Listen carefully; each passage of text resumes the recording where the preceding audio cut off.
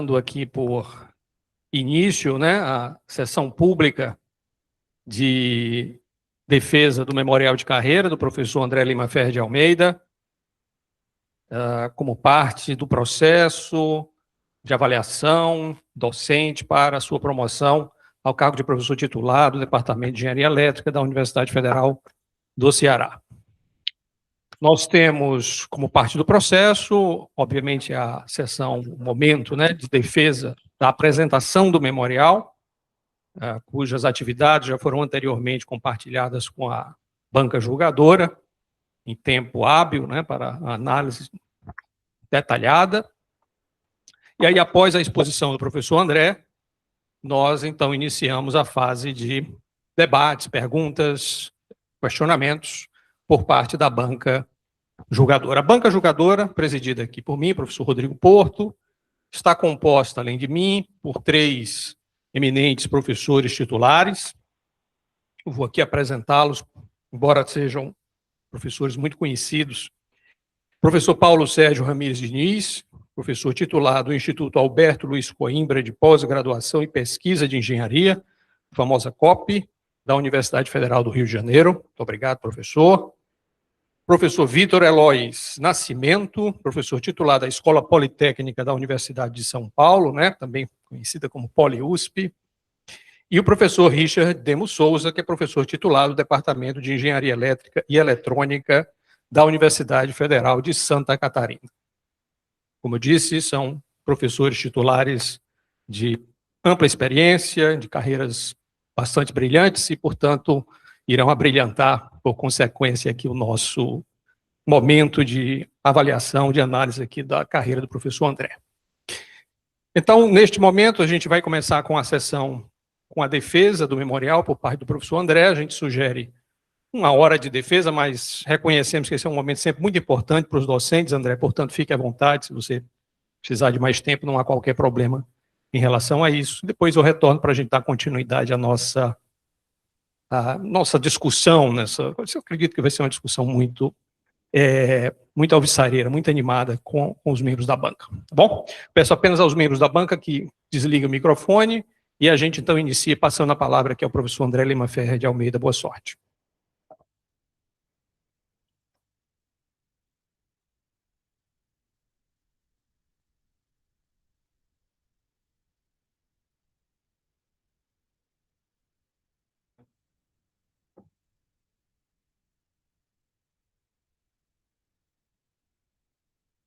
Ok, muito obrigado, professor Rodrigo. Boa tarde a todos. Eu queria confirmar, então, se todos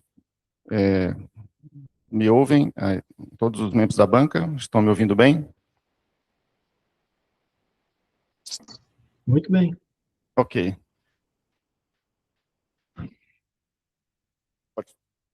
Não.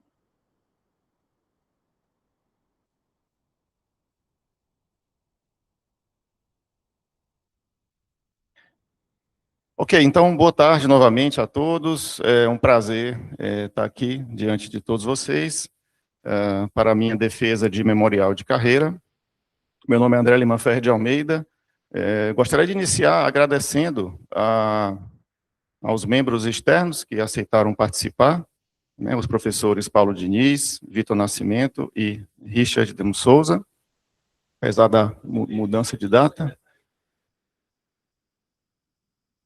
Gostaria de registrar também, em nome do professor Rodrigo, presidente da banca, a quem eu agradeço também a presença do secretário, o professor Fazal Assim, e agradecer a todos os demais presentes, colegas, alunos, ex-alunos, pós-docs, professores, família. Então esse é o início da minha apresentação.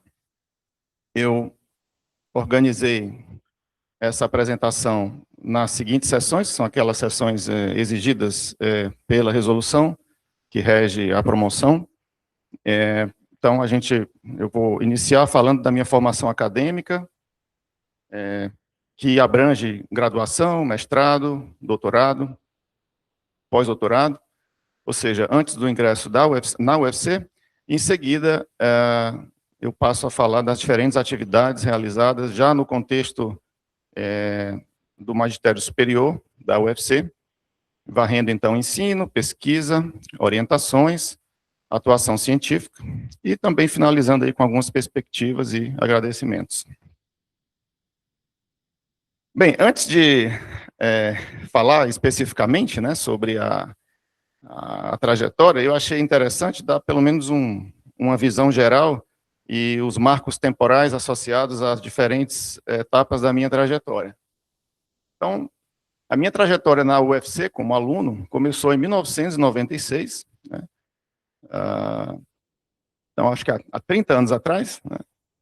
E como aluno de graduação, né? No curso de Engenharia Elétrica. Eu me graduei em 2002, fiz um mestrado relativamente rápido, em um ano, terminando então em 2003, mestrado feito também na UFC, e em seguida eu parti para o doutorado fora do país, na França, no laboratório 3S da Universidade de Nice, local também onde eu realizei o meu pós-doc. Isso foi no período de 2003 a 2008, né? Então varreu aí 5 anos, são 4 anos de doutorado, mais um ano de pós-doc lá na França. Em seguida, vem o retorno ao Brasil, né? E o início da minha carreira acadêmica, né? Então, 2009 a 2015, eu considero, né, na minha visão, um período de, digamos, consolidação científica, né? Um período em que eu consolidei as minhas pesquisas, abri novas frentes. E um último período, que eu talvez comece ali em torno de 2015 até os dias atuais, que eu já classifico como um período de maior liderança científica, tá? E ali vocês veem na setinha o ingresso na UFC, dentro dessa linha do tempo, que ocorreu em 2010, né? Então, há 16 anos atrás, tá? A gente vai falar um pouquinho, claro, sobre cada uma dessas etapas, né, que estão mostradas aí, a gente vai detalhar bem cada uma delas. Iniciando, então, pela formação acadêmica. Vamos lá, então, engenharia elétrica, como eu havia falado, de 1996 a 2002, eu selecionei alguns marcos temporais que eu considero importantes, né, para compartilhar com todos vocês, né? Em fevereiro de 96, eu ingressei no curso de engenharia elétrica da UFC, vindo de Teresina, prestei vestibular em Teresina para, na época se chamava informática, né? Hoje a gente chama de computação, enfim. E prestei aqui para engenharia elétrica, fiz também o ITA, fui aprovado, não fui aprovado no ITA, mas fui aprovado nas 2 universidades, e aí optei por vir a Fortaleza, até por conta do curso aqui já ser bem mais consolidado, né? O curso de engenharia elétrica foi criado na década de 70, salvo engano, então era um curso relativamente já consolidado, e eu optei então por vir a Fortaleza, né? Iniciei a graduação, né? Mas aí houve uma interrupção, né? Em junho de 97, né, a minha mãe conseguiu uma vaga de doutorado na Universidade de Salamanca, na Espanha, e aí ela me colocou a seguinte pergunta: você quer ir comigo ou não, né? E aí aquilo ali foi um pouco, assim, eu estava já com 3 semestres, digamos, 3 semestres feitos na UFC, e eu tive que, digamos, tomar essa decisão, né, se valeria a pena trancar o curso, e nós começamos a olhar um curso de engenharia de telecomunicações na cidade de Valladolid, na Espanha, né? Escola Superior de Engenheiros de Telecomunicações, né? E aí a minha mãe chegou, me mostrou, na época, um livro que tinha todas as disciplinas desse curso, né? E aí eu fiquei encantado, né, com os nomes dessas disciplinas, né, na área de telecom, né? E aí, após pesar um pouco, né, os prós e contras, eu acabei decidindo acompanhar a minha mãe, fui para a Espanha, e fiquei lá 1 ano e 3 meses, né? Esse período, eu considero, foi um período, assim, um pouco de, digamos, ao mesmo tempo interessante, né, e rico, mas do ponto de vista do meu estudo, né, dos meus estudos, um pouco frustrante. Por quê? Porque o curso lá era super difícil, né, numa cidade muito fria, eu estava sozinho, foi a minha primeira experiência fora do país, e não deu certo. Eu realmente, enfim, não consegui concluir ali, né, por várias condições, né, emocionais, psicológicas, de cidade, Enfim, não cheguei a concluir praticamente nenhuma cadeira lá, isso após alguns meses, e decidi, então, parar o curso, e fiquei na Espanha aproveitando outras questões, né, fiz algumas viagens para outros países, alguns intercâmbios, e aí tomei a decisão, né, como vocês veem nessa figurinha aí, né, de voltar para o Brasil em outubro de 98, né, após essa experiência, digamos, não bem sucedida nesse aspecto, né, acadêmico, e aí eu retomei o curso em 98, né, felizmente, apesar de eu ter passado 1 ano e 4 meses fora do Brasil, eu perdi apenas 1 ano letivo. Nessa época houve uma greve bem grande na UFC, em todas as federais do país, e eu acabei conseguindo ingressar no semestre 98.2, no mês de outubro, mais ou menos, né. Então, aí eu retomei o curso, e já com uma outra visão, com uma experiência um pouco maior, após ter passado por essa outra experiência, e houve um marco interessante, né, que vale a pena colocar, é que um ano após o meu retorno ao Brasil, foi o meu primeiro contato com a pesquisa, né, então, é uma bolsa PIBIC, que eu vou falar um pouco mais sobre isso, mas foi através, então, do professor João César Mota, que, na época, retornava do seu pós-doutorado na França, e com bastante ideias na cabeça, bastante temas, e aí ele abriu uma seleção e eu apliquei, consegui, né, e aí comecei a trabalhar na área de, enfim, com a pesquisa científica, mais ou menos nessa época, em 99, né. Dei sequência com isso, né, houve outras oportunidades, que eu vou também detalhar aqui, e em janeiro de 2002, eu concluí a graduação, a turma de 2021.2, né, então isso varre todo 2001.2, desculpa, tem um erro aí no slide. Faz tanto tempo que a gente se confunde com as datas, né. Bom, aí, esse slide não poderia faltar, porque ele se refere justamente ao meu primeiro contato com a pesquisa, né, através dessa bolsa PIBIC, oferecida pelo professor João César. Esse livro aí foi uma bíblia para mim durante todos esses 2, 3 anos, né, e ainda muitos tempos depois, e o meu primeiro experimento computacional aí, né, que eu acho que vários colegas aqui que estão nessa sala devem ter feito, né, e aquilo ali foi muito importante para mim, porque eu nunca fui um bom programador, né, nunca tive habilidades, eu olhava para outros colegas, ficava assim, abismado com a facilidade. Eu tive muita dificuldade de implementar esse experimento, fazer ele funcionar. Então, essa dificuldade me trouxe uma grande felicidade, quando eu consegui fazer funcionar aquelas curvas ali que estão mostradas, de convergência aí, que todos conhecem bem, e isso, né, essa felicidade aliada ao entusiasmo que o professor João César externou naquele momento, né, onde eu mostrei para ele os resultados, aquilo ali foi uma chave, né, que virou e, digamos assim, foi determinante para que eu me empolgasse, né, a realizar a pesquisa, né, a continuar, então, nessa linha. E aí foram 2 anos, né, de iniciação científica muito bons, muitas trocas com o professor João, e chegou aí nesse primeiro artigo, né, esse artigo publicado no SBRT de 2001, que ocorria em Fortaleza, né, então, ele disse, tem que dar certo, tem que submeter alguma coisa, porque é em Fortaleza, não pode deixar, e aí a gente preparou esse paper, então esse foi o meu primeiro artigo, publicado então em 2001, tá? Nessa época, a pesquisa, ela era na linha de equalização de canais esparsos, né, então a gente tentava aproveitar a espacidade do canal, dar resposta a impulso, e tentar traduzir isso na otimização dos filtros do equalizador, né, através, e a gente notava que tinha alguns ganhos ali ao se explorar essa espacidade também, né, nesse contexto. Então, foi um trabalho muito bom, e foi o meu início ali, não poderia deixar de reconhecer o primeiro. Em seguida, no final da graduação, houve uma outra oportunidade, né, e que apareceu a mim, através do professor Rodrigo, que retornava do seu pós-doc, na Unicamp, enfim, estava voltando a Fortaleza, e essa com a cooperação com a Ericsson, né, cooperação essa que todos sabem, né, já tem mais de 26 anos, aí, 25 anos completos, né. Então, ali foi um momento, digamos, de ampliação, né, eu fazia pesquisa muito na área de filtragem adaptativa, e aí aquilo ali me deu uma visão bem maior de aplicação em sistemas de comunicações sem fio, né, sistemas de comunicações móveis, né.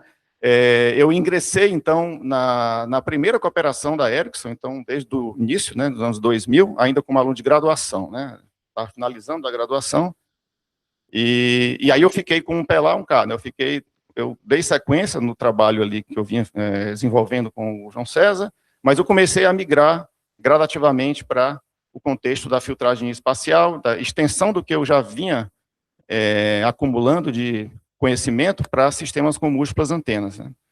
E foi uma experiência fantástica, né.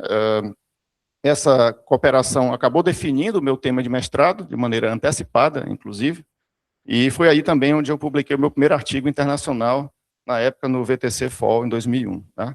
E foi então, nesse momento, que eu decidi fazer mestrado, né? Realmente já estava bem empolgado, né? E aí inicio o mestrado, na época ainda no contexto do programa de pós-engenharia elétrica, em 2002, orientado pelo João César e co-orientado pelo Rodrigo, né? E aí houve alguns marcos temporais aí interessantes, né? Eu ingressei no curso em 2002, o mestrado aí me ofereceu, né, a oportunidade de participar de 2 congressos internacionais, já com produção originada do projeto Ericsson na época, e também um outro destaque, um estágio de pesquisa na sede da Ericsson em Xista, né? Então, esse estágio também foi muito bom, muito importante, né? Aquilo me deu mais confiança ainda, né? Digamos, foi a minha segunda experiência internacional. A primeira, como eu falei, não deu certo na Espanha, né? Então, essa aí foi muito importante porque ela ressignificou um pouco, né? O que eu me propus a fazer e o que eu consegui fazer, né? Então, essa segunda chance aí deu certo. E aí, lá também, do ponto de vista técnico, eu trabalhei com temas que eu não vinha trabalhando aqui, que era na área de modelagem de canal MIMO, né? Com diversidade de polarização. Então, tive acesso a medidas de canal, né? A uma componente, né, industrial da pesquisa, né, que me chamou muita atenção na época.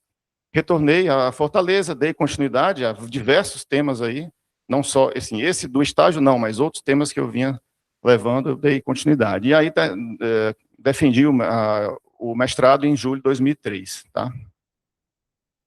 Aí, no caso, realmente, essa época, a cooperação com a Ericsson, todo o clima que a gente tinha de pesquisa foi muito bom. Eu ampliei bastante o escopo da minha pesquisa para sistemas MIMO, né? Me lembro aí quando o professor Rodrigo me deu o artigo lá do Foschini, na época, né? Que esse era um tema muito quente, assim, estava começando. A gente teve a sorte de entrar nele bem cedo, né? Então, aquilo ali me triplicou a minha empolgação, né? E aí, assim, foi realmente um período de muita produção científica durante o mestrado, né? Terminei o mestrado já com uma grande quantidade de artigos, e eu quis selecionar aqui 2 artigos para poder mostrar a vocês, que eu considero marcantes na época. Esse artigo que foi publicado no VTC, né, a ideia dessa abordagem desacoplada era a gente separar as tarefas de cancelamento de interferência cocanal da tarefa de equalização, tema que eu já vinha trabalhando, na verdade, né, e a gente deu um novo significado a ele, através de estruturas de filtragem espaço-temporal, diferentes formas de se combinar filtragem temporal com filtragem espacial, né? Teve esse outro artigo também no PMRC, né, 2002, e esse artigo em particular foi a primeira experiência minha participando de um congresso internacional fora do país, né? Então, por isso também tem um significado aí que eu quis trazer a vocês. E algumas lembranças, eu tive dificuldade, mas achei algumas fotos da época. Aí à esquerda a gente tem uma foto da minha participação no PMRC em Lisboa, ali ao lado do Ivan Casella, Giuseppe Abreu, Elvino Souza e Taufik Abrão. Na época eu não conhecia nenhum deles, então foi uma oportunidade também de fazer um networking com alguns pesquisadores do Brasil que estavam lá participando do evento, né? E à direita a gente tem aí algumas fotos da Ericsson, na época o prédio da Ericsson Research, né? E ali o nosso setup de estimação, de medição, né, de medição de canal. Aí, à direita tem um robô 3D, que tem uma antena de polo, ele mostrava o canal no espaço 3D, e ele ia coletando medidas, e do lado esquerdo tem um outro robô ali, que não dá para ver bem, mas era uma ULA, né, ele se deslocava num trilho, e aí a gente ia coletando medidas de canal MIMO virtual, e aí processava essas medidas offline. Realmente foi muito interessante aí esse contato, né? Bom, e aí a gente entra no doutorado. Após finalizar o mestrado, ocorreu essa possibilidade de fazer o doutorado na França com o professor Gérard Favier, também muito por conta de uma participação dele no projeto CAPES-COFECUB. Ele teve no Brasil, se eu não me engano, em 2002, eu estava fazendo mestrado ainda, né? E aí o João César pediu para eu apresentar os meus trabalhos. Eu falei de vários artigos, eu acho que ele ficou um pouco impressionado na época. E aí a gente começou a falar um pouco, né, sobre se daria certo, e aí o João César sempre me deu muita corda, não, vai lá fazer o doutorado fora, muito bom e tal. E aí a gente decidiu um ano antes, né, a gente, na época, né, uma coisa interessante que eu falo com os meus alunos hoje, é que na época o doutorado pleno fora do país não era tão fácil. A CAPES distribuía para cada área, engenharias 4, enfim, eram 7 bolsas para todo o Brasil, sei lá, 8, era realmente muito pouco, né? E você tinha que aplicar antes, um ano antes, né? Você tinha que mandar a documentação. Então, eu tive que fazer todo esse processo em 2002 ainda, estava na metade do mestrado para conseguir ir em 2003, né? Bem, deu certo, eu consegui essa bolsa, e aí iniciei o doutorado em setembro, né? E, por ocasião também, um marco interessante é que a gente teve um artigo também no GRETC, em 2003, e eu aproveitei essa minha ida de chegada na França, né, desembarque, fiz uma escala em Paris, na NST, na época, e apresentei o artigo que a gente vinha fazendo aqui, um desses trabalhos lá no GRETC. Uma coisa interessante é que me chamou a atenção, foi o meu primeiro contato com a comunidade francesa, né? E eu acho que eu fui o único lá que apresentou em inglês, né?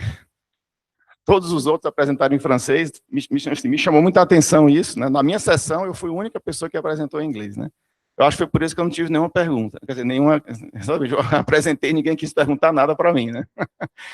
Enfim, e aí eu iniciei o doutorado, teve também um período de estágio doutoral no Brasil, né, de 6 meses, né, que foi muito bom, porque me permitiu uma certa reaproximação com o GTEL, e a minha defesa em novembro de 2007. Bom, aí, no doutorado, houve realmente vamos dizer, uma guinada, né, conceitual aí. Até o momento, a gente trabalhava, né, eu trabalhava com equalização, antenas, arranjo de antenas, filtragem, etc. E foi aí onde houve a descoberta dos tensores, né, tema no qual eu até hoje trabalho, isso em 2003, né. Vale lembrar que, na época, o meu projeto de doutorado era para trabalhar com equalização e identificação de canais de Volterra, que era um tema que o Gérard trabalhava, e eu fiz todo o projeto, comecei a estudar na época, antes de ir para a França, né.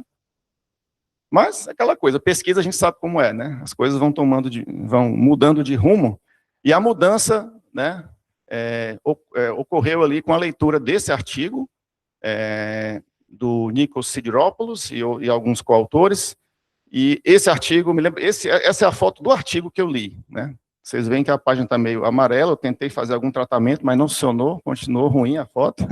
Esse foi o artigo que eu mais folheei até hoje, né? Virava de um lado para o outro, marcava, e foi ali, com esse paper, onde eu realmente descobri, né, as decomposições tensoriais, né, e passei, desde então, a definir meu tema de pesquisa, no caso, na época, tema de doutorado, em cima dessa área.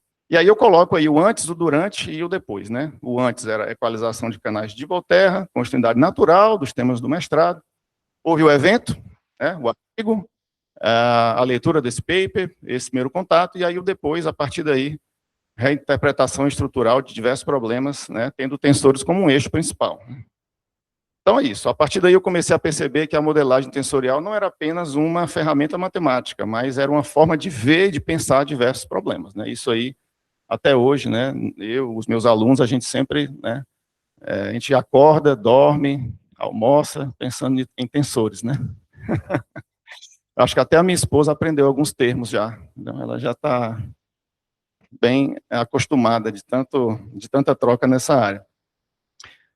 E aí a gente tem umas fotos, é só trazer um pouco para vocês aí, o laboratório 3S, esse é o prédio, a minha sala, né, onde eu dividi na época com outros colegas de outros países, né, a minha mesa ali, e uma foto aí emblemática com Gerard Favier, grande pessoa, ser humano, pesquisador, né, e o meu colega Carlos Estevam, que também na época iniciava o doutorado, iniciou um pouco depois, a gente saiu para poder conhecer a cidade, teve essa foto aí, né. Isso foi em 2003, né, isso foi em janeiro de 2004, salvo engano.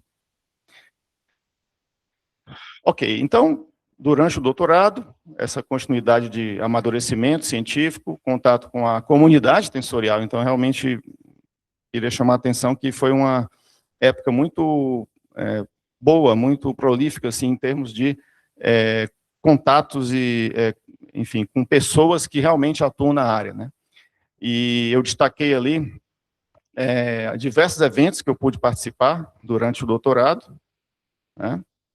Apresentando trabalhos, então, relacionados ao tema, e o ano crucial aí da defesa foi em 2007, e foi o ano em que o primeiro artigo de periódico internacional foi publicado. Esse é um dos artigos que eu mais gosto, não só porque foi o primeiro, mas porque realmente, enfim, digamos assim, ele direcionou diversas pesquisas, então, feitas depois, né? E ainda hoje esse artigo é considerado referência, né, nesta área, né? E falando de eventos tem dois que são especiais para mim, né? Não poderia deixar de falar. São os eventos tensoriais, entre aspas. Tem dois eventos que eu participei: o Workshop of Tensor Decompositions and Applications, WTDA, em 2005, em Marsella, onde eu estava ainda iniciando o doutorado, assim, quer dizer, já fazia 1 ano e meio, né? E o TRICAP, que é um outro evento interdisciplinar voltado para o uso de tensores em diversas áreas, né? E aí esses dois, apesar de serem eventos pequenos, né, não terem proceedings, né, hoje para mim são os que eu considero mais importantes, estão aqui no meu coração, principalmente porque em Marsella foi onde eu conheci um dos pais dos tensores aí da decomposição para FAC, que é o pesquisador Richard Harshman, que faleceu em 2007, e foi a primeira vez que eu o conheci, né, pessoalmente. E aí vocês têm um e-mail que eu recebi, né, depois de ter retornado desse evento, eu apresentei 2 trabalhos nesse workshop, né, e quando eu retornei para Nice, né, enfim, eu recebo esse e-mail do Richard Harshman, né, copiando vários outros pesquisadores, né, que na época já eram consolidados, e dizendo assim: olha, o seu trabalho é relevante, eu achei interessante, há várias extensões que podem ser feitas, né. Isso significou muito para mim, porque foi uma espécie de, assim, me deu confiança de que o que eu fazia algum sentido, né, o que eu estava pesquisando tinha chamado a atenção de um dos pais do Parafac, né, e aí a gente trocou alguns e-mails, então, e de fato ajudou, inclusive a terminologia que eu utilizei para nomear essa decomposição foi sugerida por ele, né? Constrained Parafac, até hoje esse nome a gente utiliza, foi o Harshman que sugeriu utilizar esse nome, e eu, obviamente, acatei prontamente a sugestão dele. E aí, à direita, a gente tem a minha apresentação no TRICAP, e ali embaixo, uma foto que foi tirada, assim, por um outro participante, né, que eu lá, em um momento de conversa, atento aí ao que o Pierre Comon iria dizer, estava dizendo para mim, então, e sim, foi um contato com diversos pesquisadores, né. Uma coisa interessante é que a minha participação no TRICAP, esses congressos, eles funcionavam só a convite, né, não era submissão, né, então, assim, eu era um aluno de doutorado, né, e me vi diante de poucas pessoas, tinha alguns outros alunos na época, mas a maioria eram pesquisadores já, professores, e esse convite foi feito pelo Nico Sidiropoulos, né, que, enfim, atuou muito na área, né. Então, assim, para mim também foi muito bom ter recebido esse convite, foi uma espécie de reconhecimento, né, do que eu fazia. De novo, né, isso me deu muita confiança, né, ao que eu vinha fazendo, né. E aí chega no momento da defesa, essa é a capa da tese, em novembro de 2007, tem ali no lado esquerdo eu apresentando, do lado direito ali o João César, após ali o resultado. Embaixo vocês têm ali os membros da banca na época, era Pierre Comon, Philippe Lobaton, Dix Locke e o João César, enfim, e o próprio Gerard, né? aí no momento em que eles anunciaram aí o título de doutor. E à direita ali, outra foto com a minha esposa e alguns outros colegas na época, após a defesa. Bom, finalizado o doutorado, a gente começa a pensar, né, lógico, como todo mundo, o que é que a gente vai fazer depois e tal, e houve algumas possibilidades. A mais imediata que apareceu foi continuar na França por mais um ano, no contexto de um projeto CAPES-COFECUB, uma bolsa de pós-doc, né, e eu aceitei, até por razões familiares, a minha esposa também fez uma pós-graduação lá, nessa época, então a gente acabou juntando ali as duas coisas e eu decidi ficar mais um ano, né, na França. Esse período foi muito bom, né, porque eu passei a colaborar mais próximo do Pierre Comon e a gente desenvolveu alguns trabalhos na área de algoritmos tensoriais, né, e com outros colegas também, então foi um período em que eu diversifiquei um pouco as minhas áreas, enfim, as colaborações, né, e também tive uma experiência de ensino lá na Escola de Engenharia de Sofia Antipolis, né, como professor auxiliar, então houve esse amadurecimento também, e já começava a discutir na época sobre o retorno ao Brasil, né, então foi uma época também ali de muita reflexão. E aí, em 2009, né, eu já estou de volta ao UFC, integrei o GTEL novamente, houve uma oportunidade de atuar como PI num projeto na época com a Sony Ericsson, numa área ligada à modelagem de antenas para terminais móveis, né? Foi a primeira experiência também de uma certa liderança científica ali dentro daquele projeto, mas, como eu estou colocando aqui, a continuidade, né, das colaborações que eu mantive por muito tempo ainda depois do meu retorno ao Brasil, né? Em julho de 2009, eu prestei concurso, setor de estudos, processamento de sinais e imagens, após ocorrer em março de 2010, 3 de março, né? E eu também comecei a atuar no programa de pós-graduação, Engenharia de Teleinformática, PPJET, como colaborador, né? Onde também eu atuo até os dias de hoje, né? Também comecei a ter as minhas primeiras experiências de ensino na pós-graduação, nessa época, né? Deixa eu tomar aqui uma aguinha.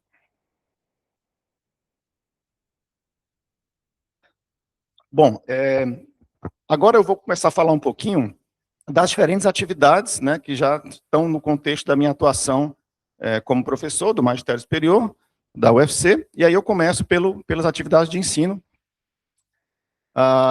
Em termos de ensino, a minha atuação tem sido nos ciclos básico e, vamos dizer, ciclo intermediário, né, com disciplinas do ciclo formativo, anteriormente no curso de Engenharia de Teleinformática, que foi um curso extinto, e logo após no curso de Telecomunicações, Engenharia de Telecomunicações, desde 2015, né.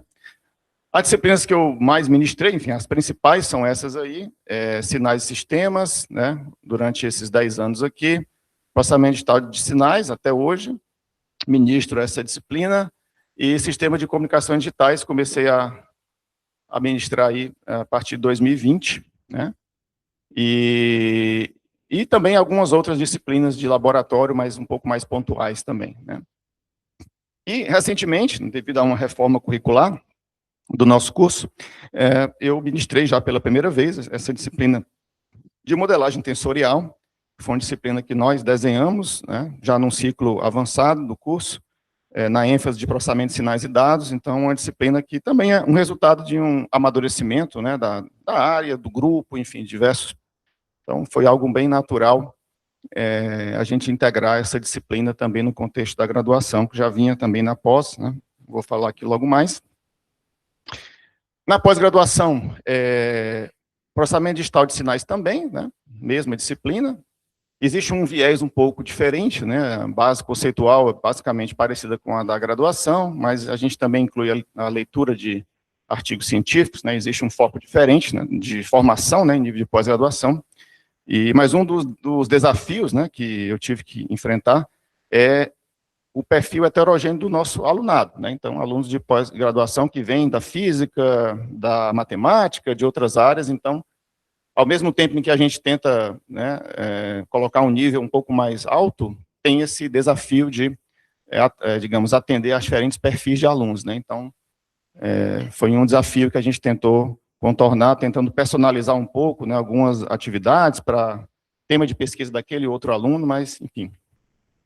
E a outra disciplina que eu tenho ofertado, né, é a de álgebra tensorial. Isso já vem aí desde, se eu não me engano, 2016, né, e a gente vem evoluindo, né, cada vez mais no conteúdo, a gente está sempre atualizando, né, e diversos alunos, ex-alunos meus e de outros colegas fizeram essa disciplina, também considero importante aí para a formação nessa área. Aqui eu tenho uma síntese esses dados estão lá no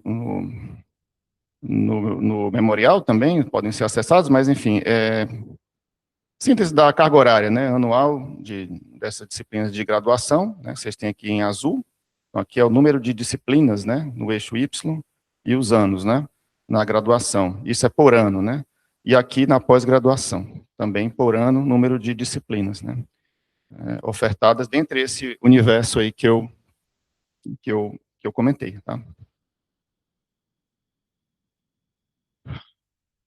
Em relação às atividades de pesquisa, né, eu tentei resumir, digamos, dividir as minhas contribuições, da forma como eu vejo, né, em duas grandes contribuições, né, dois grandes eixos, tá? O primeiro eixo é o eixo da modelagem tensorial em comunicações sem fio, tensores aplicados a problemas de processamento de sinais sem fio, modelagem, estimação, algoritmos para transceptores, né? Então, esse eixo, ele é um eixo majoritário, e um outro eixo, que também considero importante, e se junta ao primeiro, é o eixo de teoria e métodos de decomposições tensoriais, né?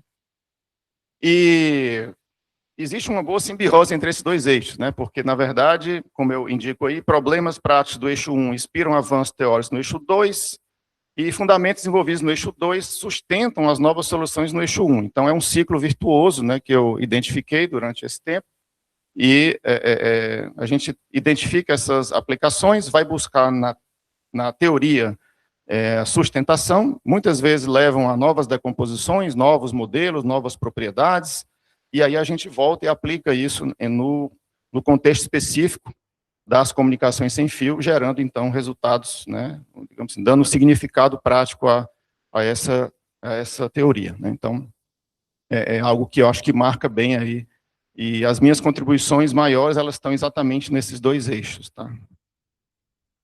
Esse é o Big Picture, né, que eu gosto muito de utilizar, que resume bem a minha pesquisa em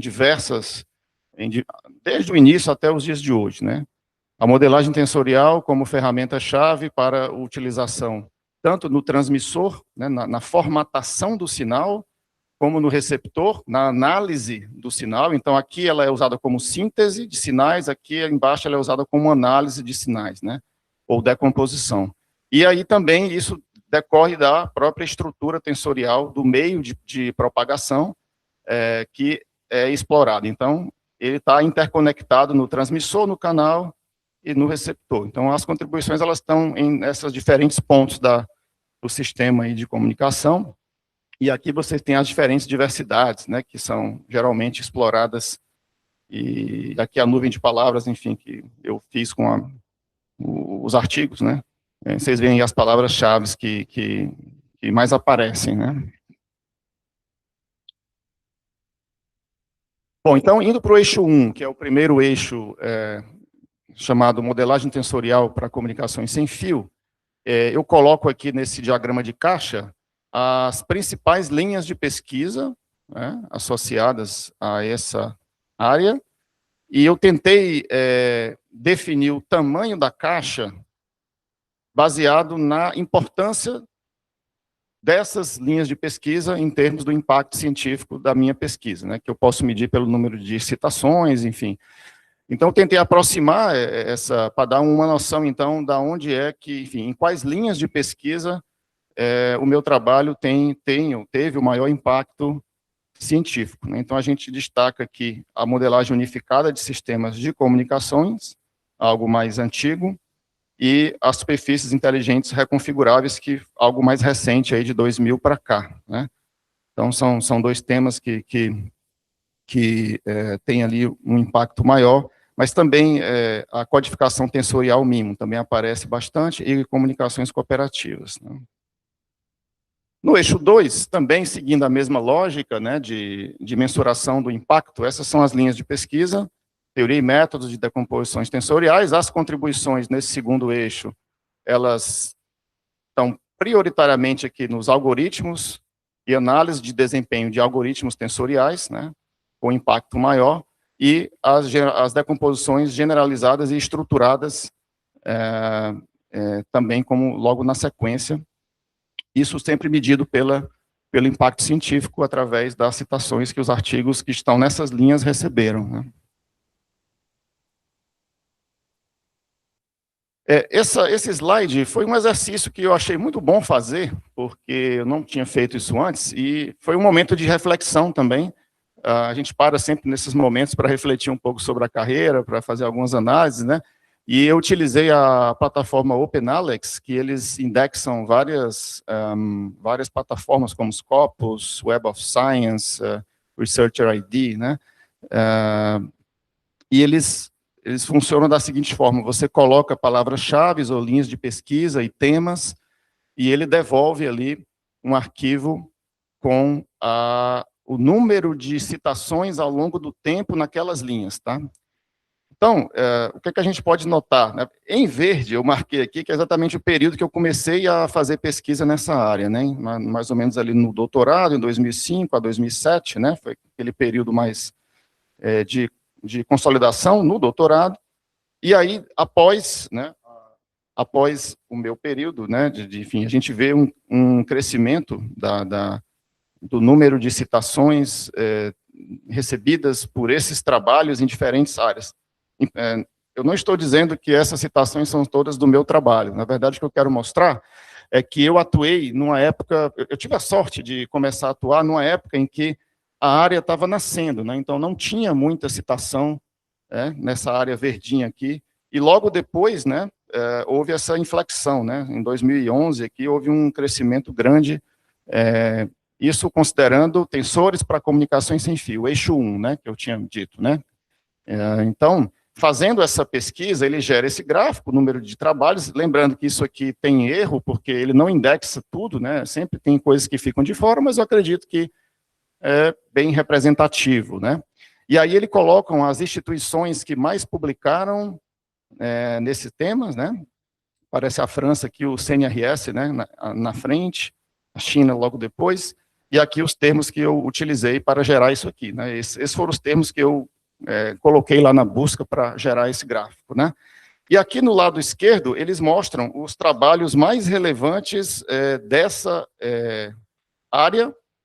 Na verdade, só uma pequena correção, aqui a gente está nesse caso aqui, esse gráfico aqui, na verdade, essa lista, foi gerada na área de teoria e métodos de tensores, tá? Então, tem um trabalho meu que aparece nessa lista, né? Foi justamente, que hoje é o meu artigo mais citado, Tensor Decomposition Alternating Squares in All Details. Esse artigo aparece dentro dessa lista aqui, na posição, enfim, 9, eu acho. Então, acima deles estão artigos realmente, assim, indiscutivelmente são artigos seminais, né, artigos que tiveram um forte impacto, né. Então, assim, foi interessante saber que está colocado aí dentro dessa listagem de artigos mais relevantes. Indo aqui para a área mais ligada a aplicações de tensores em sistemas de comunicações, né, eu coloquei na pesquisa esses tópicos aqui, né, Tensor Decomposition Applications, Advanced MIMO, DOA Estimation, e aí, olha só, aparece a UFC como a instituição que mais publicou, né, no mundo nessa área, tá, com 73 ocorrências, seguido da França, né, Universidade de Nice, talvez também devido à minha relação anterior e também por conta de outros colegas meus que ficaram lá por muito tempo depois trabalhando em cima dessa área, né, o professor Gerard, enfim, outros dois, né. Aparece Ilmenau também, e aparece uma instituição chinesa, né.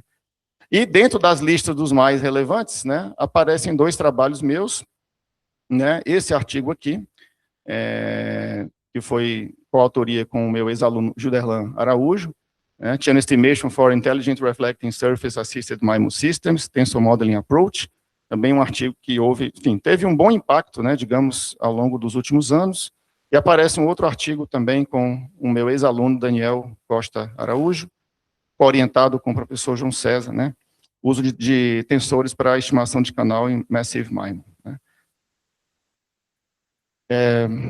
Bom, então, indo mais um pouco em detalhe nas principais contribuições, eu destaco aqui uma certa evolução, né, assim, os temas sempre, de maneira geral, são comunicações sem fio, aqui dentro desse primeiro eixo 1, mas houve uma evolução gradativa na medida em que a evolução dos sistemas de comunicação do 3G para o 4G, para o 5G, a gente tentou acompanhar essa evolução, né, que impactou da forma como os transceptores são projetados, né, as restrições, os novos modelos, né, e a gente tentou acompanhar essa evolução também, fazendo pequenas adaptações de rumo, né, mas sempre mantendo a coerência aqui dentro dessa grande área, né. Atualmente a gente está atuando ainda em sistemas RIS, mas também sistemas ISAC, já com foco em 6G, né.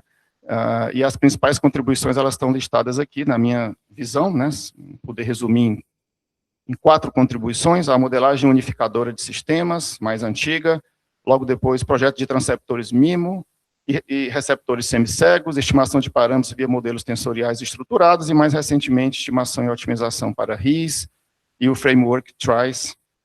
Vou falar um pouquinho também sobre eles.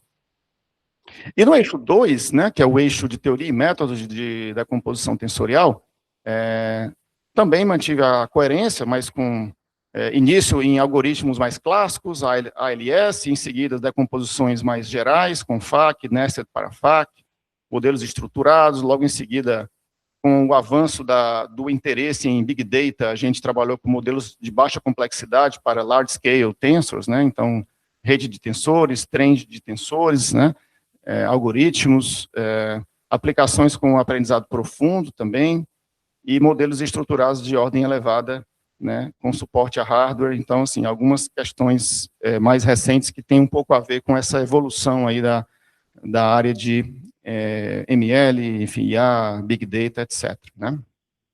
As principais contribuições eu classifico dessa forma: foram avanços fundamentais em unicidade, identificabilidade, análise crítica do ALS, formalismos unificadores através de diferentes modelos tensoriais que foram estudados na época, e novos algoritmos finitos e distribuídos de larga escala, estão dentre essas principais contribuições, né.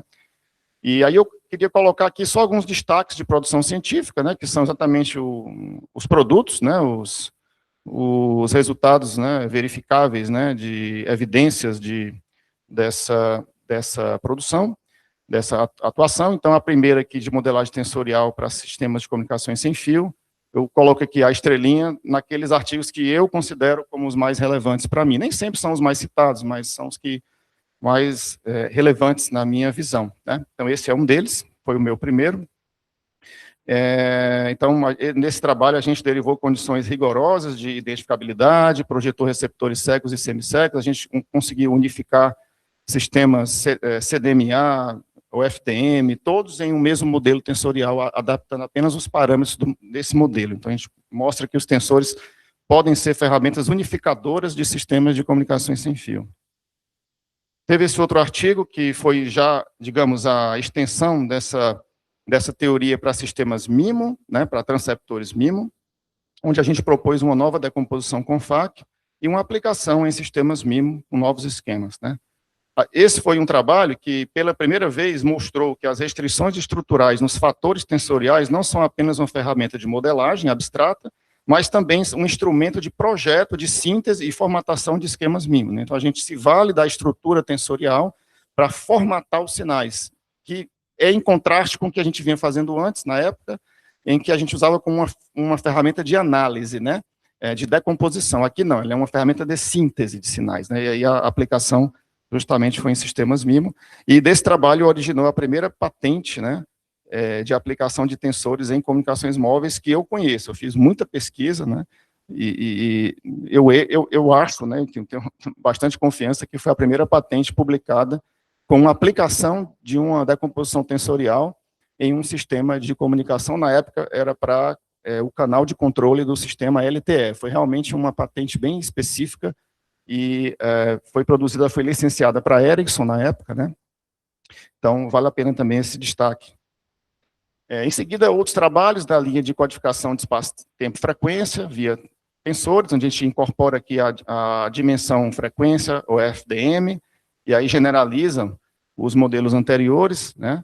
Então, a gente aqui formalizou um modelo bem genérico de codificação Space-Time Frequency Coding, né, baseado em tensores, né, que se reduz a diversos esquemas mais particulares, fazendo ajustes no modelo. Tá? Ainda no eixo 1, no contexto agora de estimação de canal para sistemas de superfícies inteligentes, eu agrupei essas duas publicações, porque, na verdade, uma é a versão Journal, e a outra é a versão Conference, elas foram escritas na mesma época, mas a versão Journal, né, demorou um pouquinho mais para ser publicada. E esses artigos aqui, eles são relativamente bem citados, né? Eles, assim, aquela história que eu vinha falando, né, que a gente mergulhou no tema de RIS, quando ainda tinha quase nada nesse tema, né? Basicamente, uns poucos trabalhos em 2019, e aí a gente voltou, enfim, chamou a atenção que a gente poderia aplicar os tensores para resolver o problema de desacoplamento dos canais em sistema com superfícies inteligentes, né? Então, esse trabalho foi um trabalho bem anterior, somando aqui as duas versões, a gente tem mais de 500 citações, e também houve essa incorporação de imperfeições de hardware, né, que é algo que não se considerava na época nessa área, né, e a gente também incorporou isso, mostrando que os tensores podem ser utilizados para identificar essas imperfeições de hardware, né. Em seguida, estendemos, na verdade não é uma extensão, mas esse primeiro trabalho, ele tratava de modelos não estruturados de canais, e esse aqui a gente partiu para modelos estruturados, muito motivados pelo avanço das comunicações em altas frequências, na faixa milimétrica, né? Então, a gente propôs um framework para estimação de canal paramétrica em sistemas MIMO RIS, tá? O interessante desse trabalho, né, além do impacto também que ele teve, foi a questão de que, com esse framework, diversos outros algoritmos clássicos de estimação de canal, como Esprit, Music, podem ser utilizados dentro dele, né? Então, na verdade, a gente propôs um framework que, talvez, eu analiso isso, talvez, como uma forma de por que tem atraído a atenção na época, devido ao fato de que é relativamente simples reproduzir os resultados do paper, e algoritmos clássicos, né, podem ser utilizados nesse framework para resolver o problema de estimação de canal, né. E esse trabalho realmente influenciou vários outros trabalhos na sequência, né. A gente tem né, foi uma pesquisa também iniciada em 2021, quando esse tema estava explodindo, né. Então a gente estava no bom momento, na hora certa, né. E essa publicação também eu considero de destaque. E essa outra publicação, que já é no eixo 2, tá? No eixo de teoria e métodos de decomposições tensoriais, esse artigo que eu tinha comentado, né, fruto do meu pós-doc lá na Enice, com o Pierre Comon e o meu colega Xavier Luciani.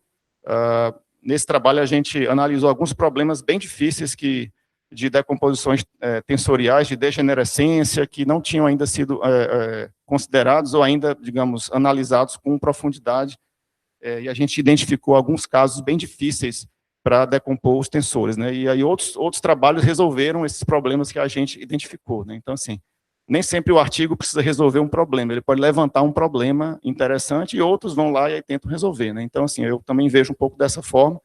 A gente levantou alguns problemas relevantes, e esses eram problemas teóricos. Fato é que esse trabalho, na verdade, ele é citado por diferentes áreas, né, química, estatística, computação, matemática, justamente porque não se falava de aplicação, assim, realmente eram identificando casos de degenerescência, problemas de decomposições que não eram bem tratáveis por algoritmos clássicos, e isso deu origem a outras pesquisas para resolver esses problemas que a gente levantou nesse paper, né? E uma outra publicação tem a ver com, que eu queria destacar, tem a ver com os modelos para FAC restritos, foi uma evolução natural do que eu vinha fazendo na época, e a gente amadureceu bem esse tema durante uns 3 anos, assim, esse paper foi escrito em vários anos, porque a gente nunca conseguia juntar tudo, né, sempre ia aparecendo mais coisa, e a gente acabou, vamos parar aqui, vamos mandar esse paper, e aí ele foi concretizado em 2014, na época, junto com meu colega Gerard, né, meu ex-orientador. Né. Esse trabalho sistematizou, conceitual, de maneira inédita, a vasta família de modelos tensoriais restritos, né? Então, a gente introduziu um formalismo conciso, né, digamos, shorthand notation, né, para se tratar com esses problemas, e que também foi bastante útil em trabalhos futuros. Ok, vamos falar um pouquinho agora dos projetos de pesquisa.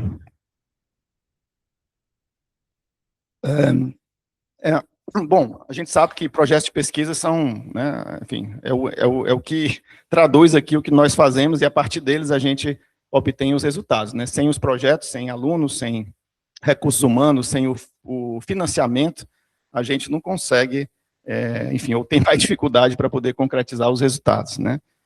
Então, eu destaquei alguns projetos de cooperação internacional, a maioria deles. E esses são os projetos que eu atuei como coordenador, né, durante esse período, né, então destaco aí esses 4 projetos. Primeiramente, CNPq, FUNCAP, a estrelinha ali vai para o INCT, que é um projeto que eu coordeno recentemente, desde 2023, na área de processamento de sinais, sensoriamento e comunicações. Um projeto grande, que realmente reúne vários parceiros, né, tanto do país como fora do país, que tem gerado realmente vários resultados recentes, né. Tem também esse projeto CAPES-COFECUB, que está finalizando em breve. E deixa eu passar aqui para a próxima. Outros projetos de pesquisa coordenados por mim são, que eu também queria destacar, esse projeto 6, né, que foi bem nessa época onde a gente estava concretizando várias publicações na área, foi financiado pela FUNCAP, e o projeto CAPES Probral, com a Alemanha, TU Ilmenau e TU Darmstadt, também um projeto de destaque, inclusive na UFC a gente tem a Pró-Reitoria de Relações Internacionais, fez um evento do DAD, na época, e aí convidou alguns colegas, eu, o professor Tarcísio, o professor Yuri, e o pró-reitor fez uma pesquisa, né, de como a cooperação da UFC se dá com a Alemanha. E fiquei feliz de saber que esse projeto, né, foi o que gerou mais publicações em toda a história da cooperação da UFC com a Alemanha, né. São dados aí extraídos da pró-reitoria. Então, realmente foi um projeto muito bom, a gente mandou vários alunos nossos, né, meus e de outros colegas, fazer estágios de doutorado, e ainda hoje a gente tem colaborações com esses parceiros que foram iniciadas, né, no contexto desse projeto CAPES Probral. Tem também 2 projetos que merecem destaque, né, que são mais voltados para cooperações de redes, grandes redes, né, projetos na linha do H2020, então tem o 5G Range, nessa época, 2018 a 2021, e eu participei em um dos pacotes de trabalho, enfim, junto com outros colegas aqui do grupo, e o projeto Futebol veio antes desse primeiro, né, um pouco mais antigo. Também são projetos muito interessantes, porque a gente é bem diferente, né, tanto dos nossos projetos aqui com a Ericsson, como dos projetos que estão financiados por agências de fomento, muito porque envolve uma complexa rede, né? A gente realmente tem muitas interconexões com diversos parceiros, empresas, né? Universidades, existe todo um ritual, assim, que é um pouco diferente, né, e mais complexo, então, assim, foi uma boa experiência também fazer parte desses 2 projetos. E aí eu queria realmente dar um destaque especial aqui a cooperação científica UFC Ericsson, né, que, como eu falei lá no começo na minha apresentação, né, eu participo desde o nascimento desse projeto, né, desde a época de aluno de graduação, né, então, realmente é o projeto mais longevo aí, né, que eu venho participando. Na verdade, não é um projeto, é um programa de projetos, né, então foram vários projetos, né, atravessando aí desde a terceira geração até os dias atuais, e falo isso com bastante confiança de que foi, nesse contexto, eu consegui crescer bastante, né, dentro desse contexto, né, me deu bastante oportunidade, né, para esse meu crescimento, né, para a gente percebia que a empresa tinha interesse nessas ferramentas tensoriais, demonstrava e ainda demonstra interesse, e isso, obviamente, isso foi muito bom, né, porque foi um ganha-ganha, né, e aí agradeço aqui ao professor Rodrigo, né, que é o coordenador geral durante todo esse tempo, né, por essa oportunidade aí que até hoje eu sou feliz de poder dividir com outros colegas meus professores aqui que estão sentados, né, agora atuando mais como líder de projeto, enfim, e várias patentes também. Houve, na verdade, tem 4 patentes em RIS, né, que a gente produziu nessa época com a Ericsson, né, dentro dessas 9, tem 4, né, que foram de 2020 para cá, né, então também isso reforça ainda mais essa questão do interesse, né, dessa cooperação da empresa com a gente e do interesse no que a gente vem fazendo nessa área, né. Vários mestres, vários doutores foram formados também nesse contexto, né. Aqui eu só trago a forma como o meu papel dentro dessa cooperação, nas diferentes fases. Eu coloquei aqui a fase tecnológica dos sistemas, os temas de pesquisa que eu trabalhei na época, em cada uma dessas fases, temas principais, e o que é que eu era nessa época, né, em que tipo de atuação, né. Então, aqui nessa primeira fase foi essa transição mestrado-doutorado, logo depois do meu retorno da França, pesquisador sênior, e agora, já de um certo tempo, responsável técnico de pacote de trabalho desses projetos com a cooperação, né. Então, a forma aí como eu enxergo um pouco a minha trajetória se encaixando dentro dessas diferentes fases, né. Bom, vamos um pouquinho às colaborações científicas.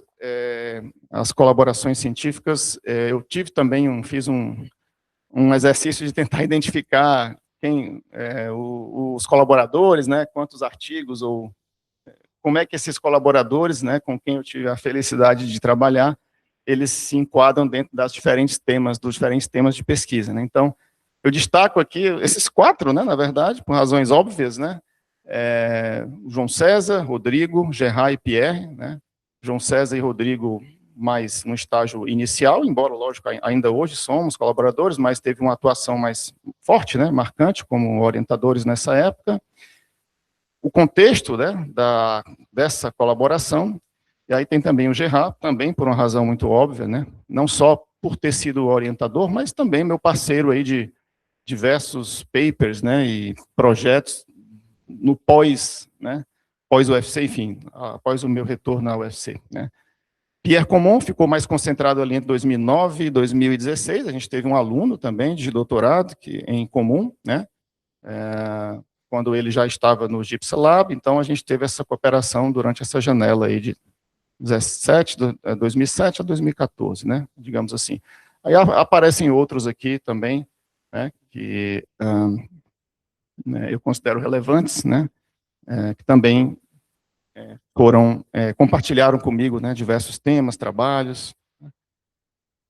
Parte 2, continuando, temos também esses outros destaques, né, Martin Hart, também por conta dos projetos Probral, também, muito por conta também de termos trabalhado junto em diversas esferas dentro da SPS, no I3E, e também Gabor Ford, Berus Mack, que aparecem também com destaque em várias publicações mais recentes, né, que são pesquisadores da Ericsson Research, no caso do Gabor no KTH também.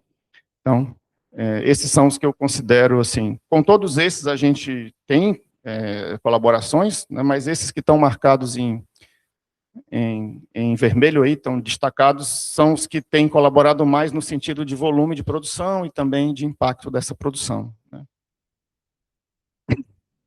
E aqui vocês têm o contexto, né, essa colaboração, em que contexto ela se encaixa, né, algumas são espontâneas, outras vêm em contexto mais ligados a projetos de cooperação, né. Nesse gráfico, eu já usei uma outra plataforma, Hera, que ela também utiliza ORCID, algumas bases, Scopus, enfim, e ela tenta traçar quais são os coautores que mais aparecem nos artigos em coautoria comigo. Então, foi um exercício também que eu tentei compilar, assim, de compilação de dados, né, digamos assim. Isso medido pelo número de artigos, né, pelo número, né. Então, aparecem aqui, esses aqui são os top 10 aí, digamos assim, aparece aqui o Bruno Socal e o Paulo, que são ex-alunos meus de doutorado, né, aparecem aí, né. Parabéns a vocês, né, estão aqui participando da defesa também, que aparecem aí com o maior número de papers em coautoria. Aparecem aqui, esse gráfico, ele mostra, na verdade, a proporção, né, em termos da área do gráfico, né, as pessoas em função do número de publicações conjuntas, né. Aqui embaixo aparece o número.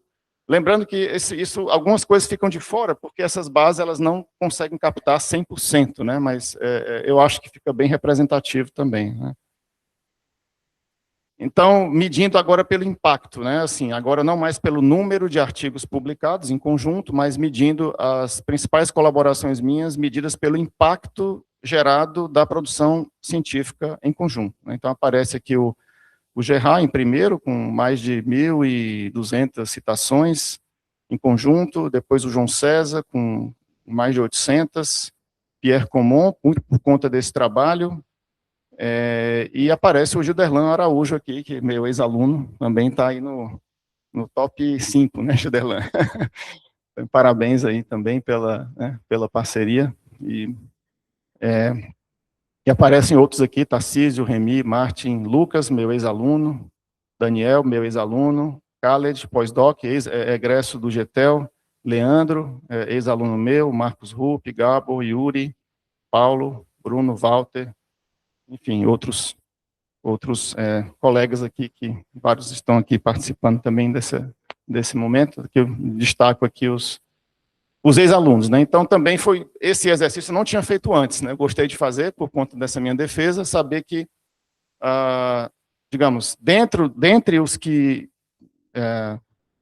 essa lista, nessa short list aí, tem vários ex-alunos meus, né? Então, fico feliz de saber que, e também agradeço a parceria de todos, né? E aqui,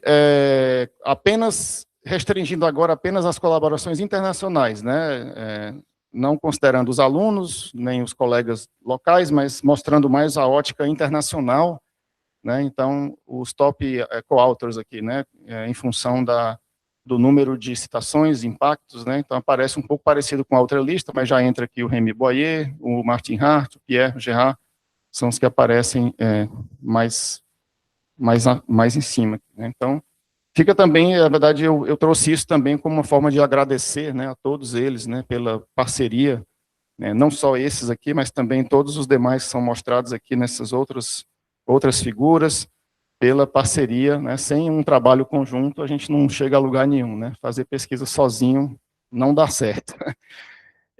E aí, medida pelo impacto, né, o mesmo gráfico também, mas agora em diagrama de caixa, né, medida pelo impacto, quem são os coautores, né, os colaboradores que mais participaram, né, em termos de impacto, né, que estão mais ligados, né, aparecem também alguns nomes aí que já apareceram antes, né, e esses marcados nessas caixinhas são os meus ex-alunos também, alguns dos meus ex-alunos, né.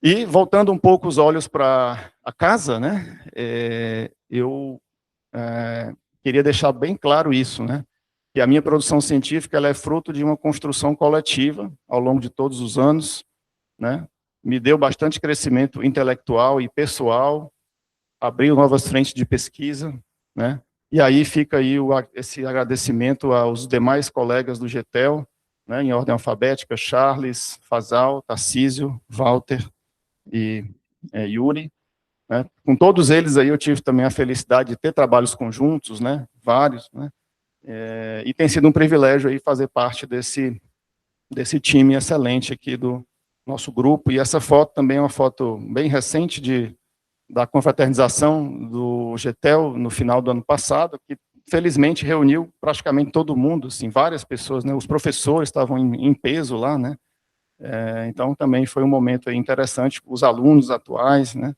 Então, fica aí com um símbolo aí de agradecimento a todos, né? E da felicidade de fazer parte desse time. Um pequeno adendo para mostrar um laboratório LASP, né? A gente vai, logo mais, quando terminar aqui, eu vou convidar todos, né? Já sendo convidados de conhecer o laboratório, vai ter um pequeno lanche lá, mas falando um pouquinho aqui dele, o LASP ele nasceu recentemente por conta do projeto INCT Signals, né? Pela necessidade de se ter um espaço para abrigar equipamentos novos, né, que a gente ainda está adquirindo, de abrigar também a estrutura de alunos, né? E aí ele fica aqui no primeiro andar, né? Então é um laboratório que foi construído, foi reformado a partir de 2 salas. Não é muito grande, né? Mas é bastante aconchegante, né? Vocês vão ver. E aí a gente tem aqui algumas imagens, a sala de reuniões com os alunos aqui. Em uma das reuniões, como eu digo sempre a eles, não pode faltar um quadro, né? Sem quadro branco a gente não vai para lugar nenhum, né, pessoal? Tem que ter um quadro para marcar, para riscar, né? Então, ele tem um quadro bem grande aí, panorâmico, ocupa a parede toda. E ainda não é suficiente, né? Vocês já me disseram que tinha que ter um maior, né? Tinha que ter nos 2 lados, né? E aí tem os temas de pesquisa que esse laboratório executa, integrados também aos temas do projeto INCT. Bom, orientações e supervisões, eu prometo aí que passar no máximo mais uns 5 minutinhos, já estou terminando, já peço desculpas aí já a todos por ter estourado um pouco o tempo, mas aqui foi uma forma como eu vejo a linha do tempo temática em termos de orientações, né? Então, as orientações, elas se distribuem nesses temas, elas também evoluem com o tempo para temas, digamos, mais relevantes em cada época aqui, né? Então, a gente está aqui nesse ponto aqui. Então, os alunos, né, foram 12 dissertações orientadas, mais 4 em andamento, tem 16 ao todo, né? E, enfim, em diversas linhas temáticas, aqui a gente tem os nomes dos alunos, né, e onde é que eles estão atualmente. A grande maioria são docentes, né, professores, alguns estão na indústria, enfim, mais menos, né? Acho que a grande maioria está no setor acadêmico. Orientações de doutorado são 17, sendo 13 concluídas até o momento, e 4 orientações de doutorado em curso, tá? Houve algumas em colaboração com outros colegas de outros países, né? Estágio sanduíche, né? E aqui são os alunos e aonde eles estão atualmente, né? A gente tem alguns estão na indústria, outros a minoria, né? Mas a maioria atua no setor acadêmico, né? As previsões de pós-doutorado, também listo aqui os nomes, tá? Dos pesquisadores associados aí ao pós-doc, tá? A atuação científica, eu vou tentar resumir, porque realmente está já está assim, bem adiantada a hora, né? Eu acho que eu acabei falando mais do que eu gostaria, assim, não me organizei muito aqui, mas enfim, vamos lá. A minha atuação científica, ela se teve muito na esfera da Signal Processing Society, do I3E, e também na Eurasip, né, que são as 2 sociedades maiores na área de processamento de sinais. É uma atuação que já vem de 14 anos, né, desde o início, enfim, há bastante tempo. Enfim, em algumas esferas aqui, né, como autor, claro, depois como organizador de sessões em diversos congressos, editor em revistas e algumas posições de maior liderança editorial, né. Aqui são algumas atividades editoriais no período, em alguns periódicos. Essas são as que eu executo atualmente, né, na verdade, né, o status aqui atual, né. Aqui, em termos de organização de evento, né, de alguns congressos da SPS, eu tenho atuado bastante como área chair do EUCIP, desde 2022, no contexto da Eurasip. Também atuei como membro de comitês técnicos do I3E, o SEM, o SPTM, diretor regional da SPS para as regiões, acho que aqui tem um errinho, aqui é 22 a 23, tá? Ou 23 a 23. Presidente do comitê da Eurasip SPMUS, né? Atividades atuais e passadas, né, editor associado de alguns periódicos do I3E, Transaction Signal Processing Letters, Vehicle Technology. Isso foi mais no início, editor de área sênior, né, Senior Area Editor, desses dois periódicos. E também atuei como editor guest em alguns números especiais que a gente promoveu aí durante os anos passados. Atualmente eu atuo como editor-chefe do SIGPORT, né, que é vinculado ao Education Center Editorial Board, né, da SPS. Foi um convite feito na época pela VP Education, que eu recebi com muita felicidade, isso por conta da minha atuação como Regional Director. Conheci a Roxana, e ela era VP Education na época, me convidou, e aí eu aceitei o convite, e atuo então na esfera do SIGPORT, enfim, e aí tenho aí esse mandato até de 3 anos, né, finalizando aí em 2027. Organização de eventos, então tenho organizado vários eventos científicos, flagship da SPS, né, meu envolvimento em 3 frentes, tanto como General Chair, né, coordenador geral, coordenador técnico e organizador de sessões temáticas. Aqui são os congressos em que eu atuei como coordenador geral. Como coordenador técnico, esses outros congressos aqui, tá? Global Six, SAM, SPRT, EUCIPCO, e sessões temáticas nesses eventos aqui, listados, tá? Em comitês, né, como eu tinha resumido antes, né, tive atuação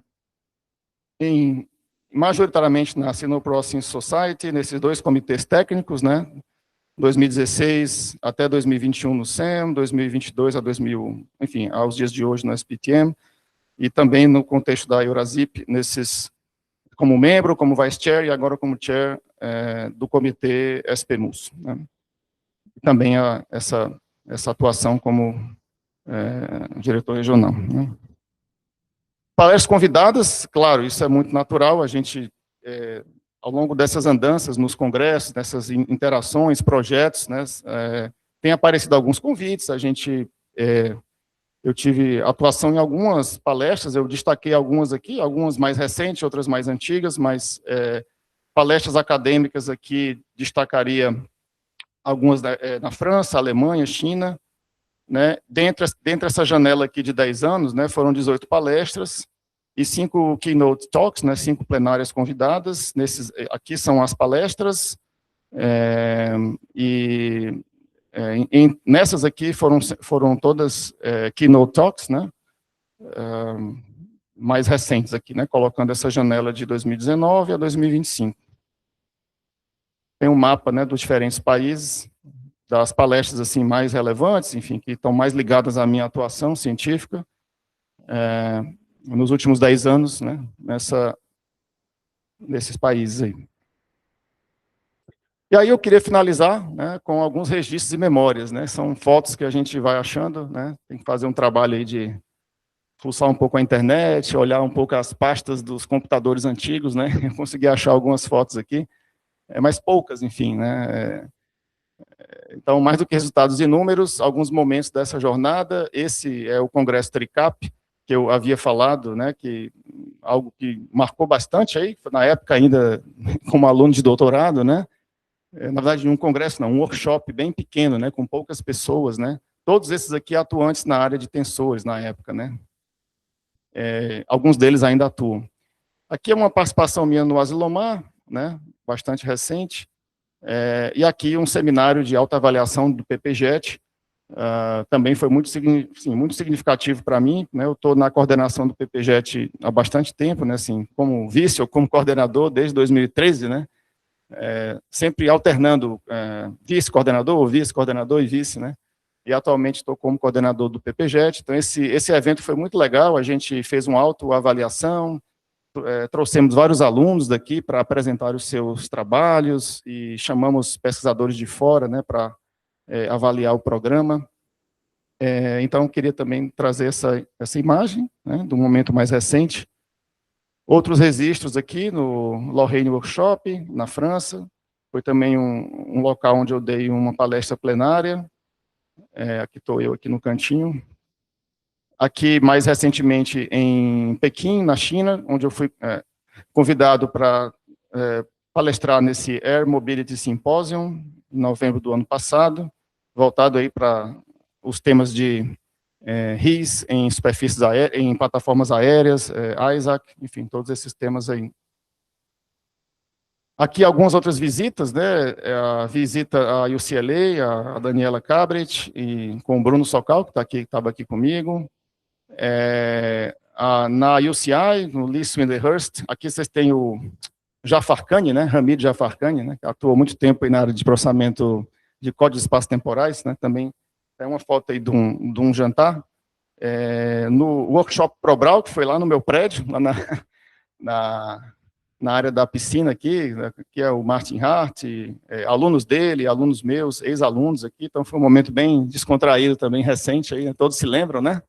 Que foi justamente na despedida do Kenneth, que estava indo para os Estados Unidos, né, fazer o doutorado do sanduíche lá com o Lee Swinderhurst, e a gente aproveitou também a visita do Martin para fazer as coisas juntos, né? Então foi bem legal. E aqui, no SBRT 2025, né, em Natal, bem recente também, coloquei, porque essa foto tem vários colegas nossos aqui, né? Nesse ano o Charles não foi, né? Perdeu, só faltou o Charles aí, né, para fechar o... Mas, enfim, também temos vários alunos, né?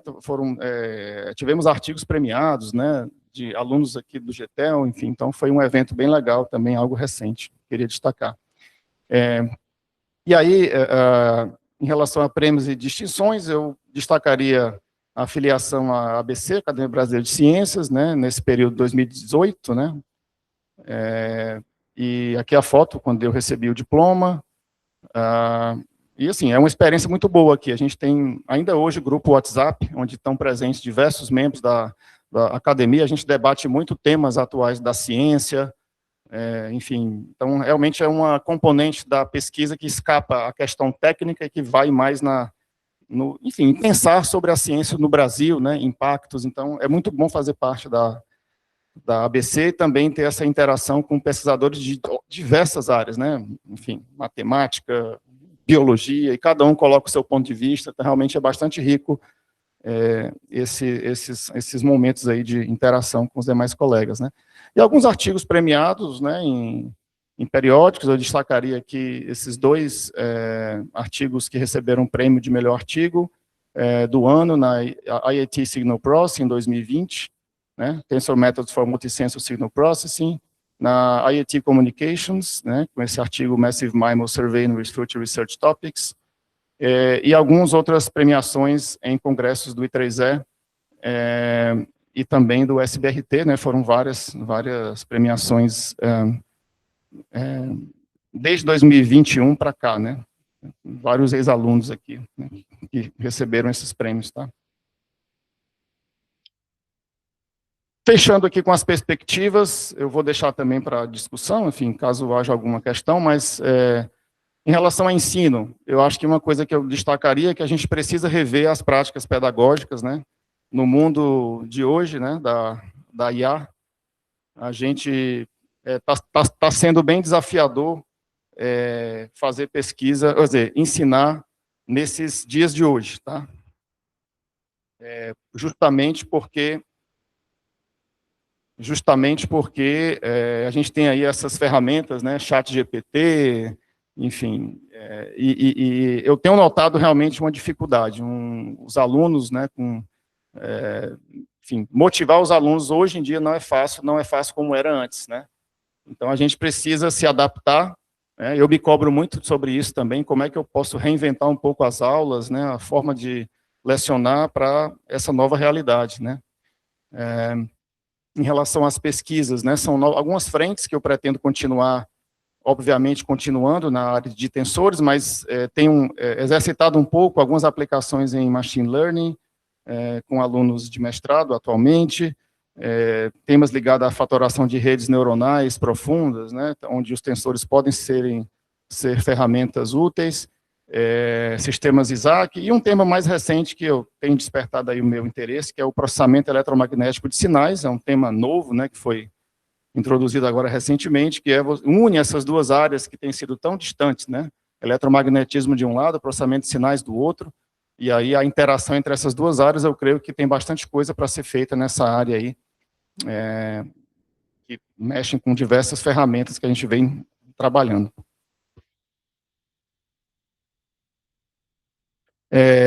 A atuação institucional, naturalmente, a continuidade internacional, principalmente na SPS. A gente também, recentemente, a gente tem 2 capítulos, eu não coloquei aqui, mas nós abrimos um capítulo da SPS, o Northeast Brazil SPS Chapter, no ano passado, e recentemente a gente assumiu também a liderança esse ano do capítulo Nordeste da Consoc. Então, a gente junta essas duas coisas, a ideia é fomentar mais aí a atuação internacional, trazer pesquisadores de fora para darem palestras aqui, né? E também, principalmente, motivar os alunos. Vem dentro desse bojo aí de promover atividades extracurriculares, né? De aulas que possam ter engajamento dos alunos, né? E acho que os capítulos são uma forma interessante aí de envolver os alunos, né? Trazer eventos flagship ao país, né? Então, é algo sempre desafiador, né? Mas quem sabe, né? E o fortalecimento contínuo do PPJET, claro, é a minha casa aqui, a gente tem a felicidade de ter subido de nota para nota 7, né? Então, a gente pretende, logicamente, continuar aí nessa pegada de sempre melhorar, buscar excelência, né? Enfrentar os desafios, isso com certeza faz parte aí das perspectivas, né? Bom, agradecimentos, né? Uma lista de agradecimentos aqui, eu coloquei essa lista para não esquecer ninguém. Primeiramente a Deus pela vida, a minha família, Juliana, Vitor, Melissa, pelo apoio, compreensão, por darem sentido à minha vida, elas estão ali sentadas atrás. Aos meus pais, pelo amor, valores, incentivo à educação, sempre deram. Aos meus mentores, ex-orientadores, pela formação científica e inspiração contínua. Aos alunos e orientandos, alguns deles aqui presentes, que são protagonistas das conquistas compartilhadas, né? Vocês são os protagonistas, né? A gente atua só como facilitador.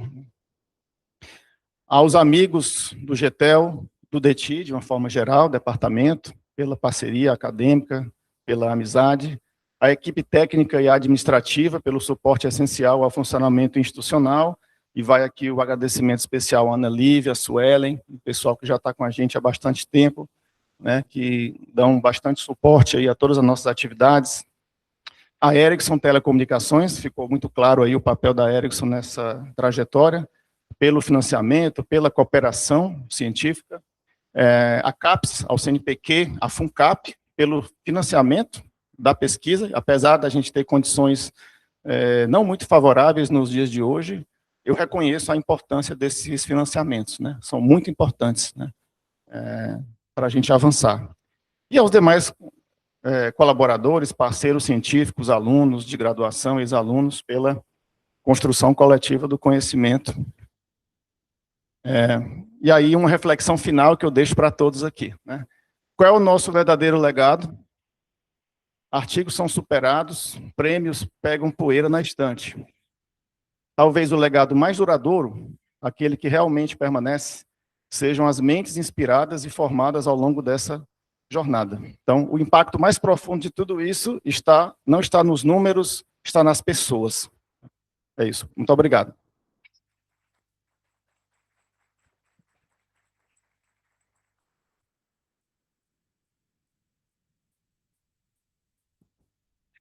Obrigado, André.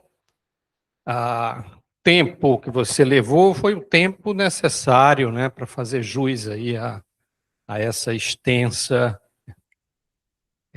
carreira, né, com muito que mostrar, né, com muito que apresentar. Então, foi mais do que, não foi nem mais nem menos, foi o necessário, né? Vamos dar sequência, então, aqui ao nosso processo de análise, de debate, né? Então, nós temos aí a nossa banca, composta, como eu já tinha apresentado anteriormente, né, por eminentes professores, pesquisadores de produtividade, professores titulares, que vão, então, agora engajar-se aqui com o professor André numa discussão, fazer questionamentos, esclarecimentos e a sua apreciação geral. Eu vou seguir a ordem aqui de distância, né? Então, começando pelo professor Paulo Diniz, da Universidade Federal do Rio de Janeiro. Por favor, professor Paulo, fique à vontade para as suas considerações. Muito obrigado, primeiramente, pelo convite e, e também pela brilhante apresentação do André, né? Eu conheço o André desde a defesa de mestrado dele, e eu me recordo que, quando eu saí de Fortaleza, eu falei, aqui vai sair um grande pesquisador, né? E eu não errei, né? Assim como eu me recordo como o professor Caloba saiu da defesa de mestrado do Vitor, ele chegou no Rio e falou, olha, lá vai sair um grande pesquisador. Então, às vezes, os professores têm esse sentimento, né? Quando o cara está defendendo apenas o mestrado, a gente vê que tem um caminho grande a trilhar aí, né? Um caminho promissor, digamos assim. Então, eu gostaria também de, antes de fazer pergunta ao André, falar de uma coisa histórica também, que talvez não passe percebida, mas o professor Caloba, que foi meu orientador de mestrado, ele visitou a Federal do Ceará muitos anos atrás, e ele falou para mim, quando ele voltou, ele falou assim, daqui a alguns anos você vai perceber que existe uma liderança que tem ideias excelentes na Federal do Ceará e que, se o que ele pensa, né, der frutos, nós vamos ter um grande centro de pesquisa na Federal do Ceará, que ele estava falando do professor Mota, um jovem pesquisador, na época que ele falou, né? E aí vieram as gerações seguintes, né? O Rodrigo, o Charles, o Walter, o André, todos que estão aí, né? Pegaram o objetivo, né, de criar alguma coisa relevante, né, para o nosso país e levar para frente, né? E o resultado é esse. O resultado é ver um pesquisador que deve ser promovido para professor titular, currículo extenso, de qualidade e com uma participação na comunidade internacional de destaque, né? E, e isso mostra uma coisa que o meu orientador me dizia, que ele dizia o seguinte, olha, quando você vai criar um grande grupo, você vai fazer uma universidade, você escolhe uma boa universidade, uma boa faculdade. Mas quando você vai fazer o doutorado, ou vai fazer pesquisa, você escolhe um bom orientador, um bom pesquisador, né? Não importa onde ele esteja. E na Federal do Ceará, como também na Federal de Santa Catarina, na USP, em vários lugares do Brasil, nós vemos aí grandes destaques internacionais que apesar do parco de recursos que a gente recebe, né, de a gente submeter os nossos alunos de mestrado a doutorado a bolsas que chegam às raias do medíocre, né, vergonhosas, né, porque eles já são pessoas formadas, né, a gente, por amor e paixão e acreditar no que a gente faz, a gente luta e consegue inserir algumas dessas pessoas nesse meio acadêmico, no meio científico, no meio de pesquisa, que vai gerar conhecimento para o país vir a se desenvolver, né? E o André faz parte disso. Bom, isso foi apenas um preâmbulo, né, as coisas não acontecem por acaso, né, o contexto, o ambiente, deu ao André as condições dele chegar onde ele chegou, mas, obviamente, que os méritos são dele, né? As coisas não andam sozinhas. Então, você tem que ter um drive seu para conseguir alcançar voos altos, e ele abraçou bem essas oportunidades. E aí a minha pergunta que eu faço é a seguinte, vocês têm muitos anos aí de colaboração com a Ericsson, colaboração também com a Europa, né? Vocês conseguem me escutar bem, André? Sim, estamos ouvindo bem. Pedi só para colocar um pouco mais agudo. Está um pouco abafado o som. Pronto, tá. Professor, pode continuar. Eu estou só pedindo para ele fazer um pequeno ajuste aqui para o pessoal que está mais atrás conseguir ouvir. Tá. Então, o que eu gostaria de dizer perguntar é o seguinte, normalmente, quando você vai... vamos pensar nos algoritmos adaptativos que você começou lá atrás, né? Você aplicou e aí vieram novas gerações de soluções e comunicações em que temos a impressão que toda aquela teoria de algoritmos adaptativos perdeu um pouco a relevância. Você acha isso? Ou, dentro desse contexto de MAIMO, análise espaço-temporal, etc., tem ainda um lugar para você aplicar aquele conhecimento? Ok. Bom, obrigado pela pergunta. Eu queria também iniciar agradecendo aí ao Diniz, e também me recordava aqui quando você falou da sua participação na minha banca de mestrado, e também uma das razões, né, eu quis convidá-lo, porque você esteve na minha primeira defesa pública e na última. Bom, não sei se tem mais alguma defesa na carreira, mas eu acho que são 2 marcos muito importantes aí. Bom, em relação a essa pergunta, o início da minha pesquisa nesse contexto de filtragem adaptativa, ele se dava muito também por conta de que, na época, né, era um tema muito quente, né, a gente fazia muito processamento símbolo a símbolo, né, no contexto trazendo um pouco para o contexto das comunicações móveis, né, existia muito um problema de rastreamento de canal. Então, assim, as variações eram muito grandes no período de símbolo, né? Então, em poucos símbolos o canal mudava muito. Então, aquilo trazia muito do nosso interesse por investigar filtros adaptativos, espaço-temporais, que pudessem rastrear o canal, que pudessem, né, fazer esse tracking, né? E eu notei uma evolução na época, 2002 em frente, para o processamento bloco a bloco, né? Ele já vinha de alguns artigos anteriores, né, de pré-codificadores e decodificadores em bloco, né, inclusive o seu próprio trabalho, os seus próprios trabalhos, Diniz, que eu conheço bem, né, de block-based transceivers, algumas coisas assim. Então, havia por conta também da evolução de processamento bloco a bloco, aquilo ali foi motivando a gente a migrar um pouco para estruturas que coletassem dados maiores, né, em janelas de tempo maiores. E isso foi uma chave realmente da minha...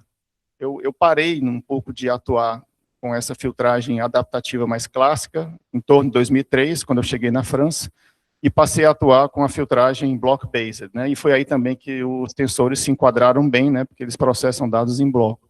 Mas eu sempre acompanhei, eu vi que esse tema ainda hoje existem vários colegas que trabalham nesse tema. Na verdade, o Brasil é um dos países que mais atua nessa área de filtragem adaptativa, né, clássica, com novos algoritmos, mas eu interpreto dessa forma. Eu acho que há espaço ainda para se fazer isso, né.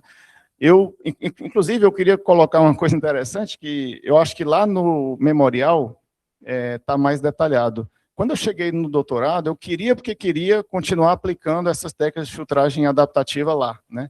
E aí, quando eu me deparei com os tensores, eu falei, poxa, mas aí aquilo que eu vinha fazendo não dá certo aqui. Como é que eu vou coletar um tensor fazendo símbolo a símbolo?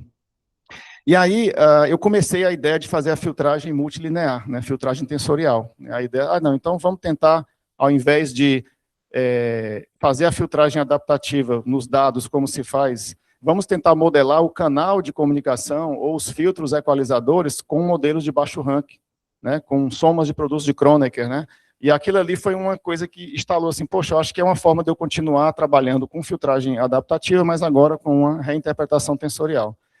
Infelizmente, ou felizmente, né, esse tema ficou dormente durante todo o doutorado, pós-doc, voltei para cá, e apenas recentemente eu retornei um pouco a trabalhar com isso, né, por conta de ter visto alguns trabalhos aí na época do Marcus Rupp, né, também tinha alguns trabalhos, inclusive do Vitor, né, com um ex-aluno, na área de filtros de Kronecker, e aí eu comecei a ligar as coisas, vamos tentar fazer alguma coisa. E aí eu consegui alguns artigos recentes, né, nessa área, mas eu realmente eu noto que são temas que hoje em dia migraram muito para o machine learning, né, então o pessoal não quer mais estudar modelos paramétricos, o pessoal bota tudo na máquina, roda, gera os resultados e às vezes não sabe por que é que tem aqueles resultados, né?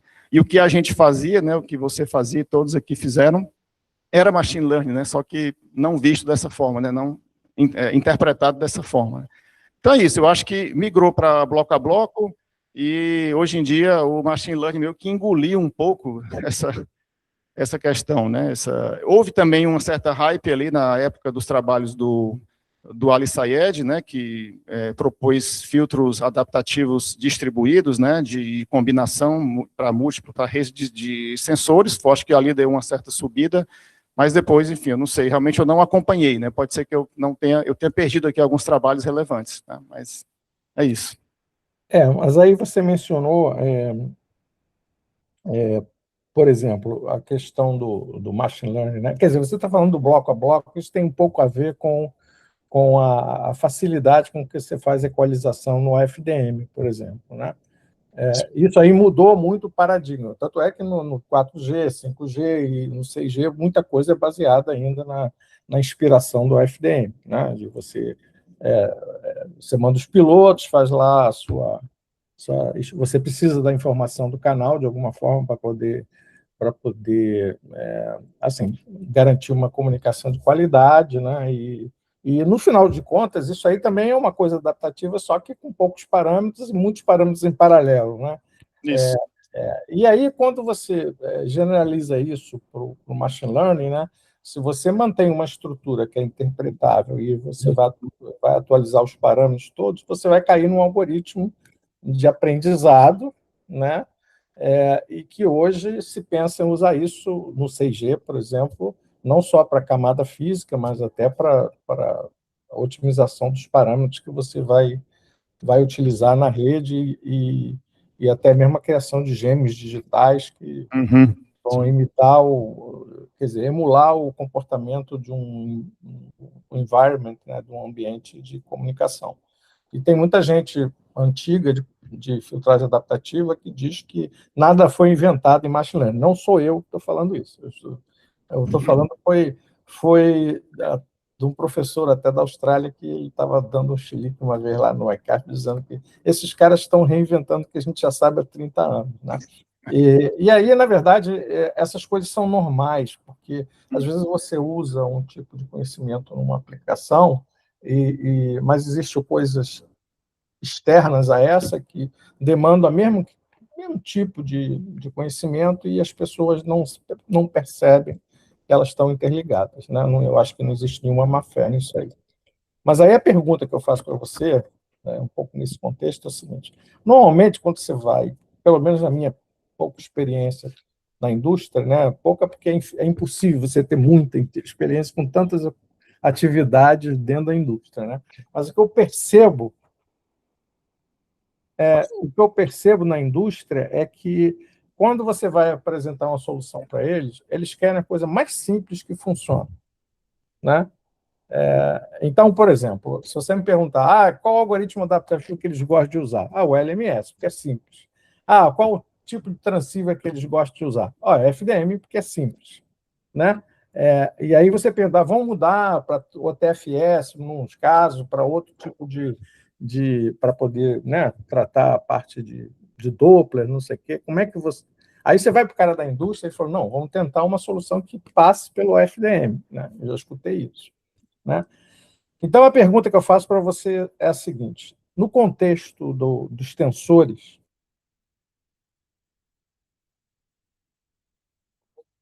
Ficou mudo, Diniz, aí. Depois. Pronto. No contexto dos tensores...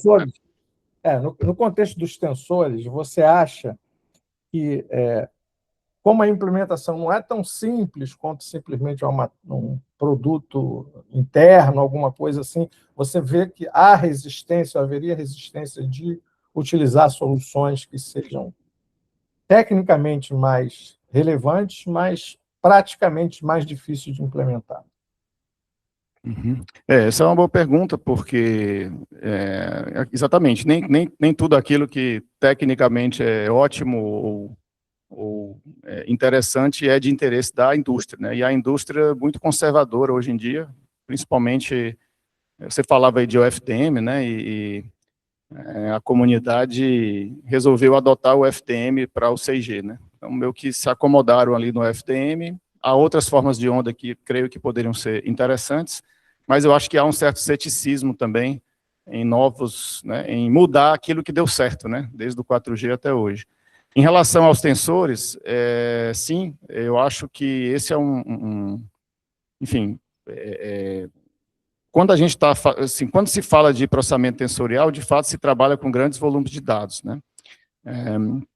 E o desafio maior que eu vejo, Diniz, atualmente, foi justamente nessa virada para o Massive MIMO, né, em que a gente necessariamente tem que trabalhar com tensores grandes, né, de alta dimensionalidade, e o armazenamento disso, né, em memória limitada, né, não só o storage, né, a questão de armazenamento desses dados, que você tem que coletar tudo, não tem como trabalhar com blocos pequenos, ou se tem, aí já não extrai o ganho máximo, e também a questão de processamento de DSP mesmo, né, de processamento digital.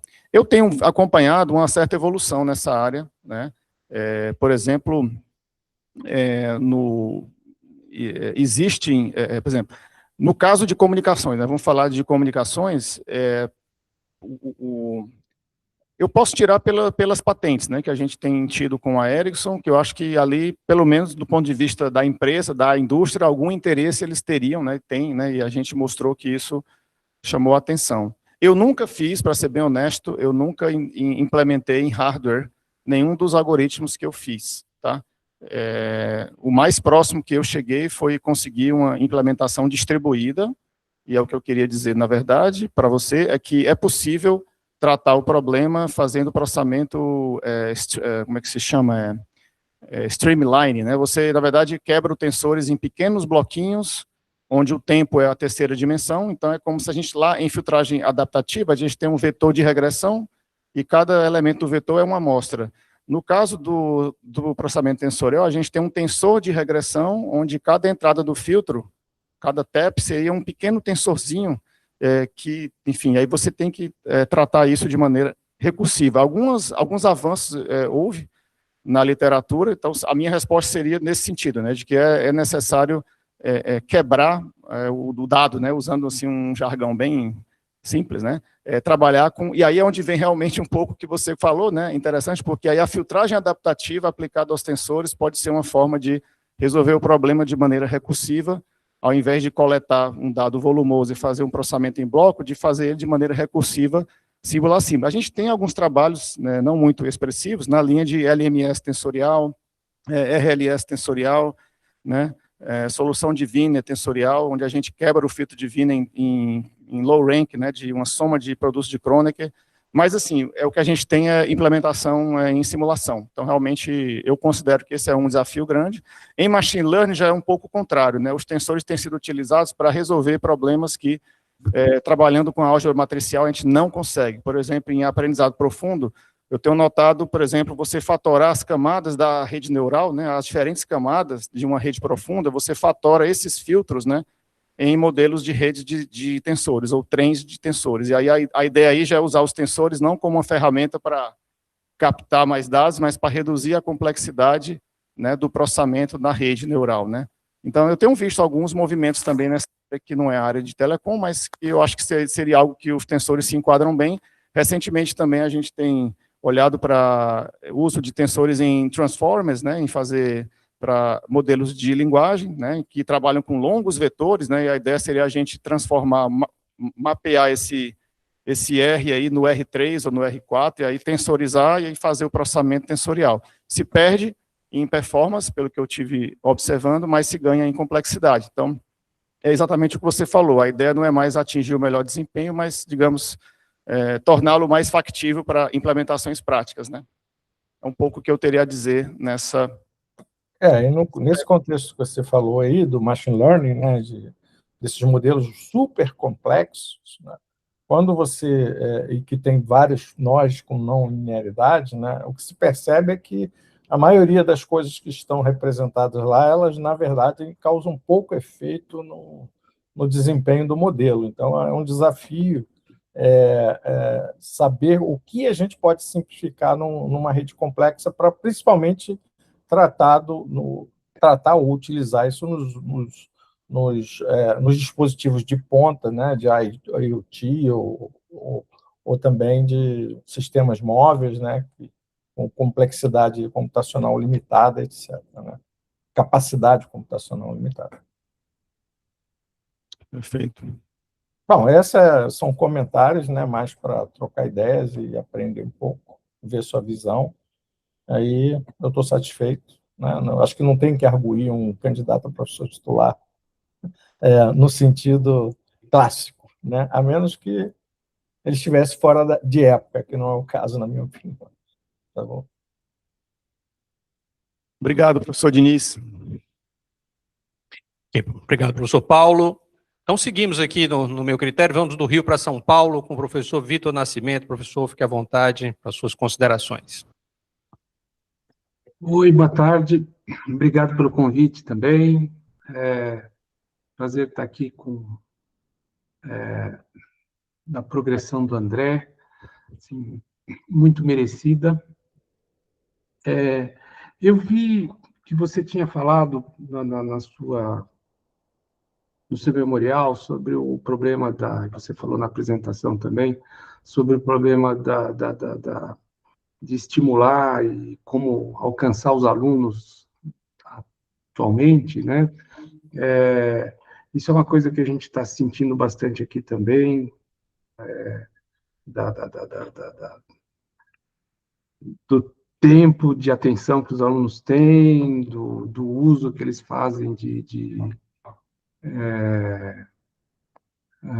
inteligência artificial para resolver trabalho, e também uma questão que está aparecendo é o preparo dos alunos quando eles chegam na faculdade, né? Chegam os alunos com uma diferença muito grande entre um aluno assim que já está quase sabendo, já chega sabendo integral, e o aluno que tem dificuldade de resolver um sistema de equação linear, né?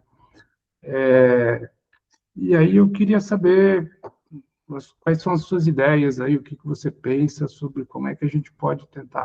Eu sei que você não vai conseguir resolver esse problema, mas eu queria saber o que você pensa e como atuar nesse problema. Ok, obrigado, Vitor, também novamente aí pela participação. É um prazer, né, falar com você.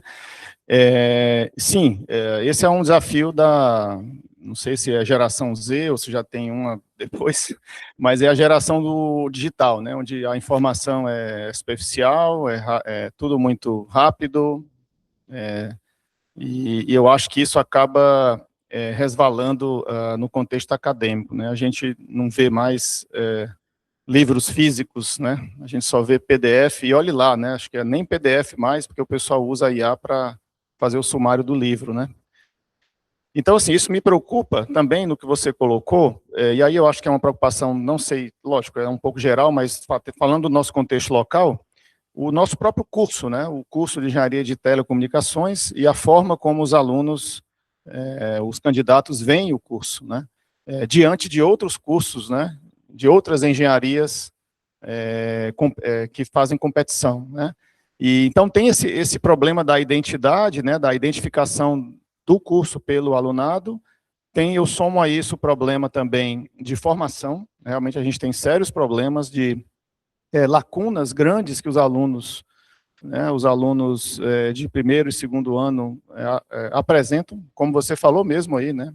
E tem coisas até mais graves do que isso, né? Então isso coloca a gente assim, o que fazer, né? Porque você reinventa o curso, né? Um curso de graduação, mas por outro lado, aquilo não vai ser suficiente se os candidatos não, enfim, tem essas lacunas, né? Em termos, bom, isso aí a gente não consegue corrigir, porque são fatores externos de políticas, né, de governo, enfim, da forma como os cursos são criados e os alunos são selecionados, né, foge um pouco ao nosso controle, mas uma vez que os alunos estão dentro do curso,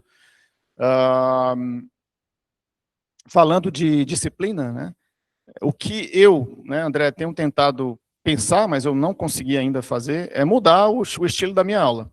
Não ser mais aquela aula expositiva, né, baseada em não sei quantos slides, onde você ali joga o conteúdo, você pode ir até no quadro, mas, ou seja, eu tenho notado que os alunos ficam muito passivos, quanto mais o professor é ativo e explica, mais a passividade do outro lado. Então, é necessário envolver os alunos como protagonistas do processo. Falar assim é bonito, né? Mas assim, como? Né? Então, enfim, falando bem prático, o que eu tenho pensado é em mudar a minha aula. Eu estou começando a fazer isso esse semestre, em, por exemplo, criar projetos, e os alunos eu vou tentando integrar nesse projeto que dura a disciplina toda de PDS, por exemplo, os conceitos vão dentro desses projetos, como fossem bloquinhos, e trazer os alunos para resolver as coisas em sala de aula, né? Assim, alguns chamam aula invertida, mas eu não acho que não chega a ser isso, mas é tornar os alunos mais protagonistas, né? E fazer quizzes, enfim, trazer a IA a favor do aluno e do professor, né? Eu estava comentando ontem na minha turma de PDS, exatamente ontem, na aula de ontem, que eu acredito que a IA ela vai criar duas classes de pesquisadores, cidadãos e alunos. Ela está aqui, ela vai criar uma classe dos medíocres e dos super alunos ou super pesquisadores. Então, vai haver uma bifurcação. Aí eu disse, como? Aqueles que usam a IA, né, e usam essas ferramentas para resolver lista de exercício, né, por exemplo, para não aprender e aí tornar o processo fácil agora, certamente esses aí na frente vão sentir o peso. Aqueles que usam a favor para aprender, né, como um tutor para motivar, esses sim vão catalisar mais o aprendizado. Eu acho que usando a IA a favor do ensino, né, eu tenho usado, por exemplo, o Notebook LM para gerar material para os alunos, né? Então eu estou usando a IA, mas de uma maneira de motivacional, né? Ao invés daqueles meus slides que eu sei que são feios, né? São aqueles slides bem clássicos, com um bocado de equação e seguindo o Oppenheim, né? Eu trago algum material que a IA gera de uma maneira mais lúdica, com alguns paralelos que eu nunca havia pensado, e aí eu levo isso para os alunos. Bom, é uma forma, e aí eu também chamo os alunos para resolverem esses problemas em sala de aula, tentar torná-la mais dinâmica.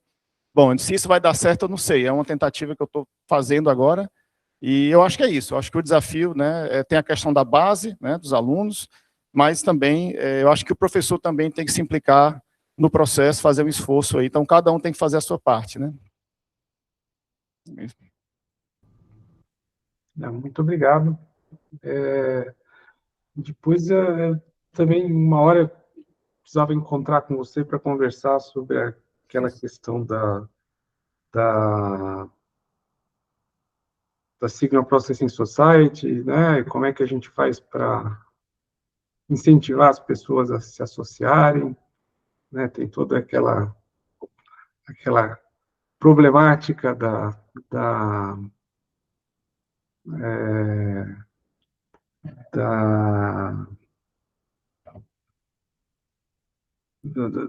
de atrair mais membros para a sociedade, né? Porque principalmente na região 9, na região 7 também, mas a região 7 Já desistiu, né?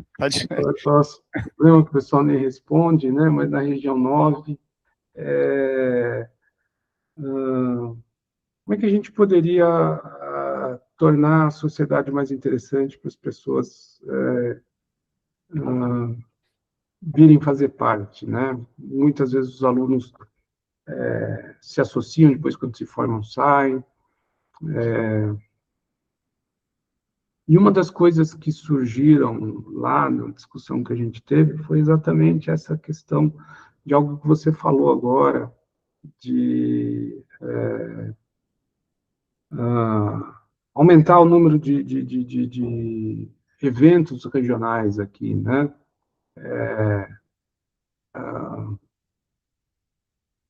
Existe, por exemplo, o LASCAS, né? O Congresso Latino-Americano de Chips and Systems, mas a gente não tem algo semelhante para processamento de sinais.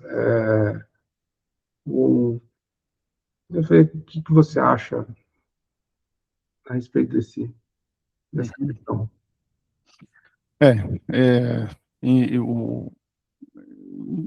Durante esse período em que eu pude atuar também nessas diferentes esferas, sempre tem tido essa discussão, né, que ainda hoje se tem, como atrair De um lado a indústria, para a sociedade de processamento de sinais, ou as sociedades de maneira geral, e também como engajar os alunos, né? Porque, de fato, os alunos engajam ali pagando $1 por ano, né? Isso também ocorre em outras sociedades, e aí, após a graduação, né, há essa perda, né? Então, você tem ali uma baixa, e aí nem sempre todo mundo que estava engajado volta, né, a se engajar, com os casos poucos aí daqueles que realmente atuam ativamente na sociedade.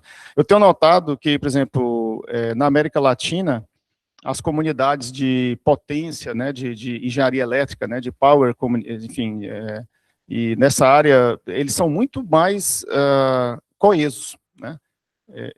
Quando eu participei na época de RDAO, daqueles eventos da região 9, né, que sempre ocorrem no Panamá ou em alguma, na América Central, eu notei isso, né, eu estava procurando quem é da SPS aqui, não tinha quase ninguém, né, acho que tinha a Rossana e mais alguns poucos, né, então eu realmente notei, mas, poxa, tem tanta coesão na área de potência, né, eletrônica, microeletrônica, mas eu não vejo isso na área de processamento de sinais, né. Nossa comunidade é relativamente pequena, né, comparada com outras, né, são um pouco mais de 20 mil membros, né, na SPS, outras sociedades têm bem mais, mas eu acho que não é só isso, eu acho que falta realmente, digamos, um evento regional da região 9 nessa área. Eu falei isso lá durante a época. A gente teve o Global SIP, né? Eu cheguei a falar com alguns colegas sobre o Latin SIP, né? A gente fazer um Latin SIP, né? Que seria o LASCAS, mais voltado para processamento, Signal and Image Processing, né? Que eu acho que pegaria uma grande comunidade aqui do Brasil. Mas a gente fala, a coisa não vai para frente, né? Nem sempre as decisões, as ideias boas são colocadas para frente, né? O próprio Global SIP foi uma coisa que surgiu e saiu fora, né? Porque estava concorrendo com outros congressos na mesma época, o Aslomar e outros. Mas eu acho que nós, do Brasil, a gente pode fazer isso, né? Eu me proponho também a discutir, né? Para a gente trazer ou criar um novo evento, né? Nessa área. Eu sei que no Brasil tem muita gente que poderia atuar, mas também em outros países. No Chile, eu conheço pessoas que trabalham na área. Colômbia também tem um grupo bom nessa área de processamento de sinais. Então, assim, tem alguns países que poderiam se juntar a nós, né? O que a gente tem tentado fazer, né, até da minha experiência como RDAO, como a gente já conhece agora como funciona o processo de criação de capítulo, avaliação, falei, então eu vou usar essa experiência para trazer algo para cá, né?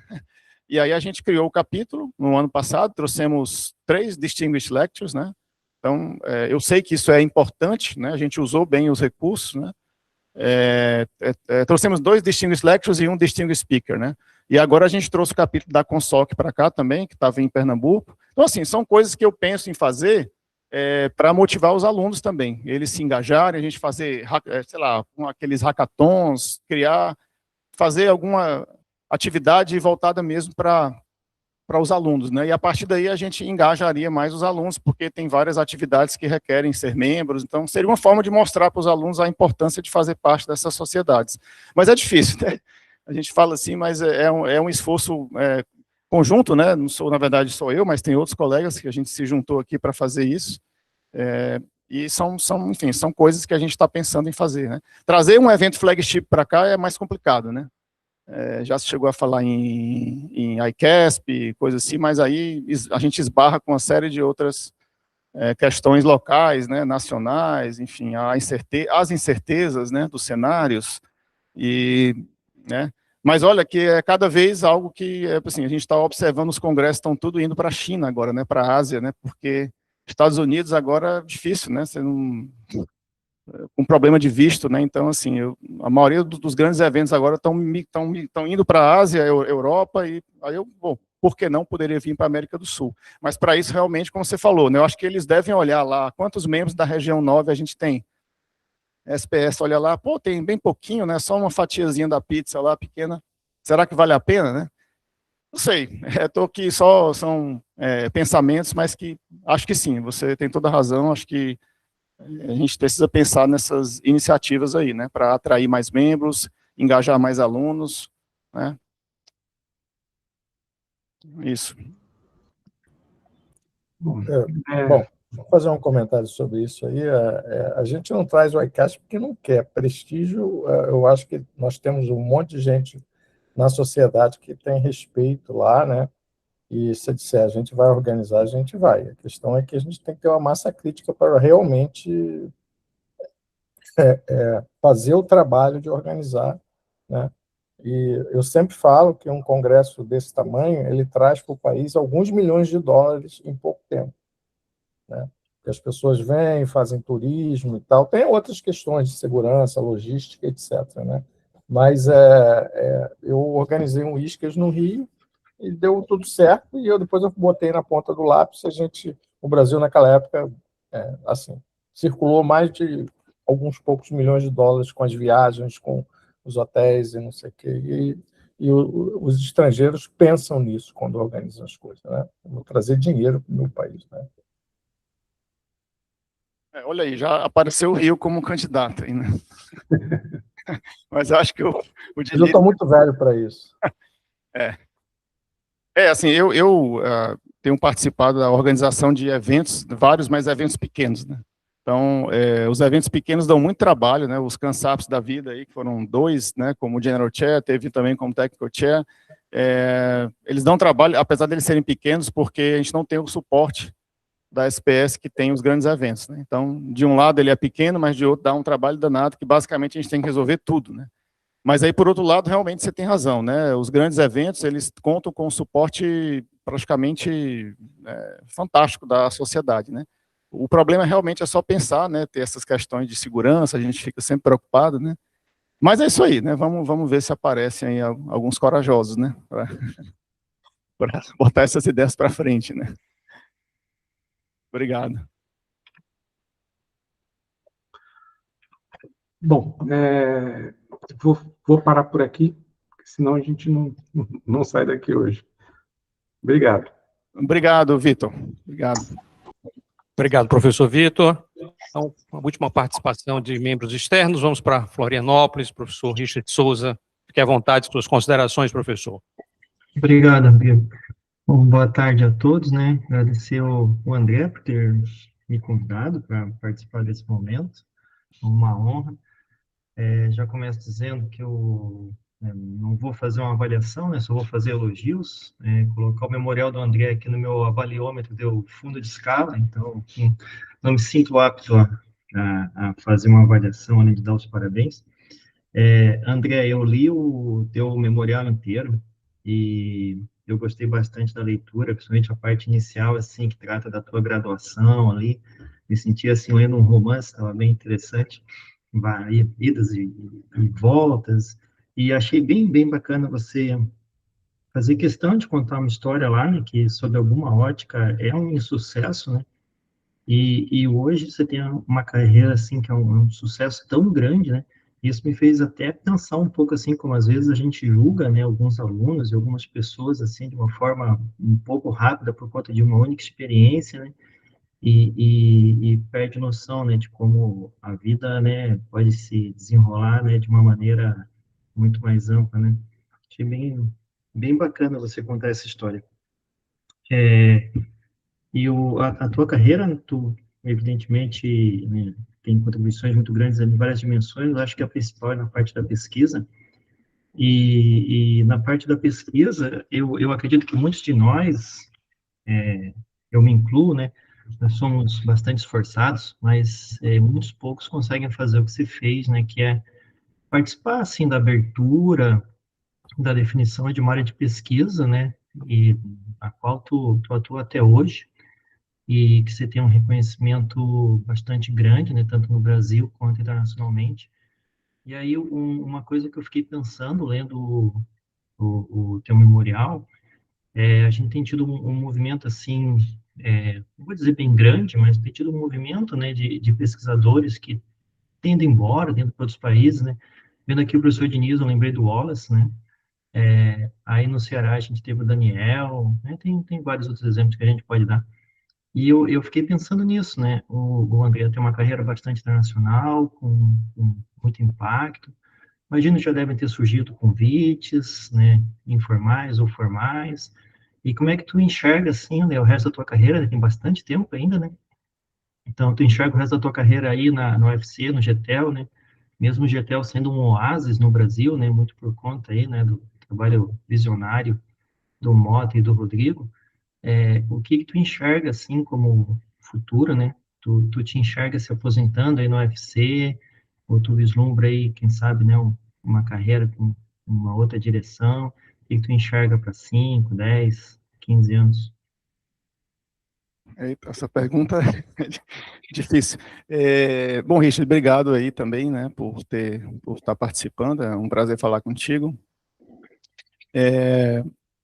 Sim, fazer carreira fora do país, eu pensei desde o início, quando eu terminei o doutorado, né, houve uma possibilidade na época de eu aplicar, quando eu terminei o doutorado, né, de eu aplicar para o CNRS, né, na França. Inclusive veio do próprio Pierre Comon, né, então assim, vindo dele, falei, puxa, aí eu comecei a pensar seriamente, mas aí a gente tem aquelas questões também, né, de que na época o bolsista da CAPES tinha que voltar ao país, né, e eu acho justo, né, porque o governo investe muito caro, né, a gente faz as contas, né, o custo de um aluno de doutorado fora do país é um negócio absurdo, né, então assim, tem essa questão de ter que voltar ao país, né, também então, assim, eu cheguei a pensar no início da carreira em não voltar, em ficar na França, né, a minha esposa, inclusive, estava, se dependesse dela, a gente estaria lá ainda, né, hoje eu acho que ela mudou de opinião, né, mas na época, então, mas aí tem essas questões, na época também, né, o João César estava lá coincidentemente fazendo um sabático e assim, aí viu, né, ele ficou ali, ó, tem que voltar, UFC, UFC. Aí você vai juntando algumas questões familiares também, né, de contexto, de momento, eu decidi não ficar, né, mas realmente eu tive esse convite, eu cheguei até a olhar os documentos, porque eu teria que devolver a bolsa, né, eu teria que devolver, né, e aí eu fiquei pesando várias coisas, e eu, não, vou voltar. E aí, depois, já na carreira aqui, assim, nunca me passou pela cabeça sair daqui, não, né? Eu cheguei a conversar com alguns colegas de outros países sobre ir para outras universidades, assim, eu não vou dizer que foi um convite, foram convites, mas foram só conversas, assim, mas nunca, eu realmente me vejo aqui mesmo, né? Contribuindo aqui para o meu grupo, para novos grupos também, né? Eu fico feliz de ver ex-alunos, né, que hoje estão em outras instituições com seus próprios alunos, né? Então eu pretendo continuar aqui, sim. Claro, também não descarto a possibilidade de fazer algum sabático fora, passar um tempo fora, né? Talvez essa seja uma forma aí também de fazer uma mudança radical. A gente também tem filhos, né? Acho que todos vocês já também têm essa questão. Tem um filho de 16 anos, vai fazer 17, uma filha de 10, então estão todos bem integrados aqui, engajados, né, a família e tal. Então, assim, tem esse outro lado também, que eu peso. Eu gosto muito de estar aqui, né, realmente me sinto muito bem com todos os colegas, né, com os alunos, né, mesmo das dificuldades que a gente tem, né, de recursos humanos. Espero... enfim, espero poder continuar contribuindo aqui, né, mas o futuro a Deus pertence, né, eu não sei, a gente não sabe o que vai acontecer, né, a gente só tem que fazer o melhor, focar no processo, né, e deixar aí, né. Não, joia, eu espero que você fique aí e que continue tendo boas condições de trabalho, né? André, eu quero reforçar meus parabéns, né? Quero dizer também que sempre que eu participo desse tipo de evento, né, tanta gente boa, produtiva, né? Não só tu, né? Todo mundo que está aqui, né? O Diniz, o Vitor, o Rodrigo, o Charles, o Walter, que eu vi que estavam aí na plateia, certamente tem outras pessoas aí que eu não vi, eu não reconheci. E como é que a sociedade tem tô vendo Tarcísio, Yuri, como é que a sociedade tem uma opinião tão ruim da gente, né? Pô, acho que a gente deve fazer uma propaganda muito ruim, porque não é possível. E também, não vou me estender mais aqui, eu estou vendo que o pessoal já está bastante ansioso quanto ao lanche, do qual eu não fui convidado, mas eu espero que o lanche seja muito bom para quem foi. Então, André, meus parabéns, desejo muito sucesso para ti, muita saúde, tá? Consiga continuar aí tendo esse desempenho excepcional por muitos outros anos na tua carreira. Muito obrigado, Richard, novamente, foi uma honra para mim ter vocês três, né, na minha banca, né? Respeito muito o trabalho de todos vocês, né?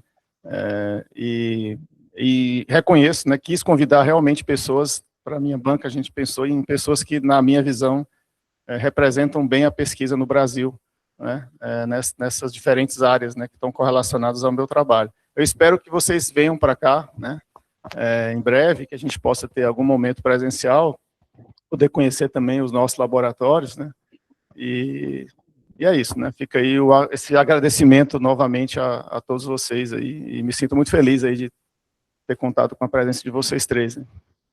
Obrigado. Vou devolver a palavra aqui para o professor Rodrigo. Muito bom. Obrigado, professor Richard. Obrigado a cada um dos membros externos da banca. Bom, André, da minha parte, eu também não vou estender muito tempo, né, por conta do lanche, mas queria só dizer duas coisas, né. Primeiro, comentar com você que a carreira acadêmica tem algumas recompensas, não são muitas, mas tem algumas, né. Uma delas é justamente a gente poder testemunhar esse florescimento de um talento, né, e em algum momento poder ter contribuído com esse processo mais de estímulo, né, como você destacou, dos orientadores, de apontar um caminho, de motivar, e aí ver esse florescimento desde da primeira vez que você me procurou, exatamente para tirar uma dúvida lá daquela convergência do LMS lá no meu gabinete, quando eu tinha chegado há pouco tempo da Unicamp, até esse momento aqui, né, de consumação, né, de toda uma carreira. Então, é uma recompensa muito gratificante, né, a gente poder testemunhar esse desenvolvimento, esse florescimento. A outra coisa, eu queria fazer alguns agradecimentos, né, a você, nível pessoal, agradecer pela amizade, pela parceria, transparência, estarmos sempre juntos aí, conversando sobre os mais variados assuntos, pessoais, profissionais. Queria agradecer em nome do GTEL pelas suas contribuições, liderança científica de projetos, ao longo das nossas parcerias industriais aí desses 25 anos. Queria também agradecer em nome da UFC, né? Acho que você acabou tocando um pouco nesse ponto que eu já ia falar. Você poderia estar realmente em outros lugares, né? Eu tenho certeza que o seu currículo lhe coloca numa condição de poder ter optado, mesmo depois de voltar do doutorado, ter optado, né, por ir para outra instituição aqui no Brasil, certamente diversas instituições no exterior. Então, a gente tem que agradecer por você ter ficado conosco aqui, porque realmente você faz uma diferença, e todo esse aparato aí de resultados que você mostrou hoje deixam isso muito claro. Muito obrigado aí para você. Parabéns. Obrigado, Rodrigo.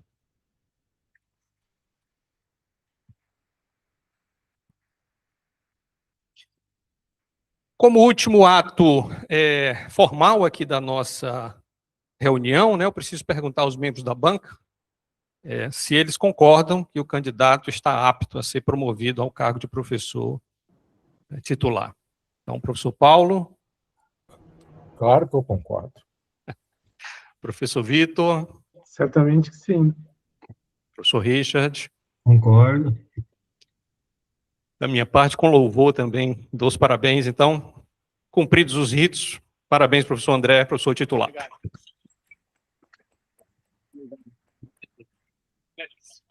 Obrigado, Rodrigo.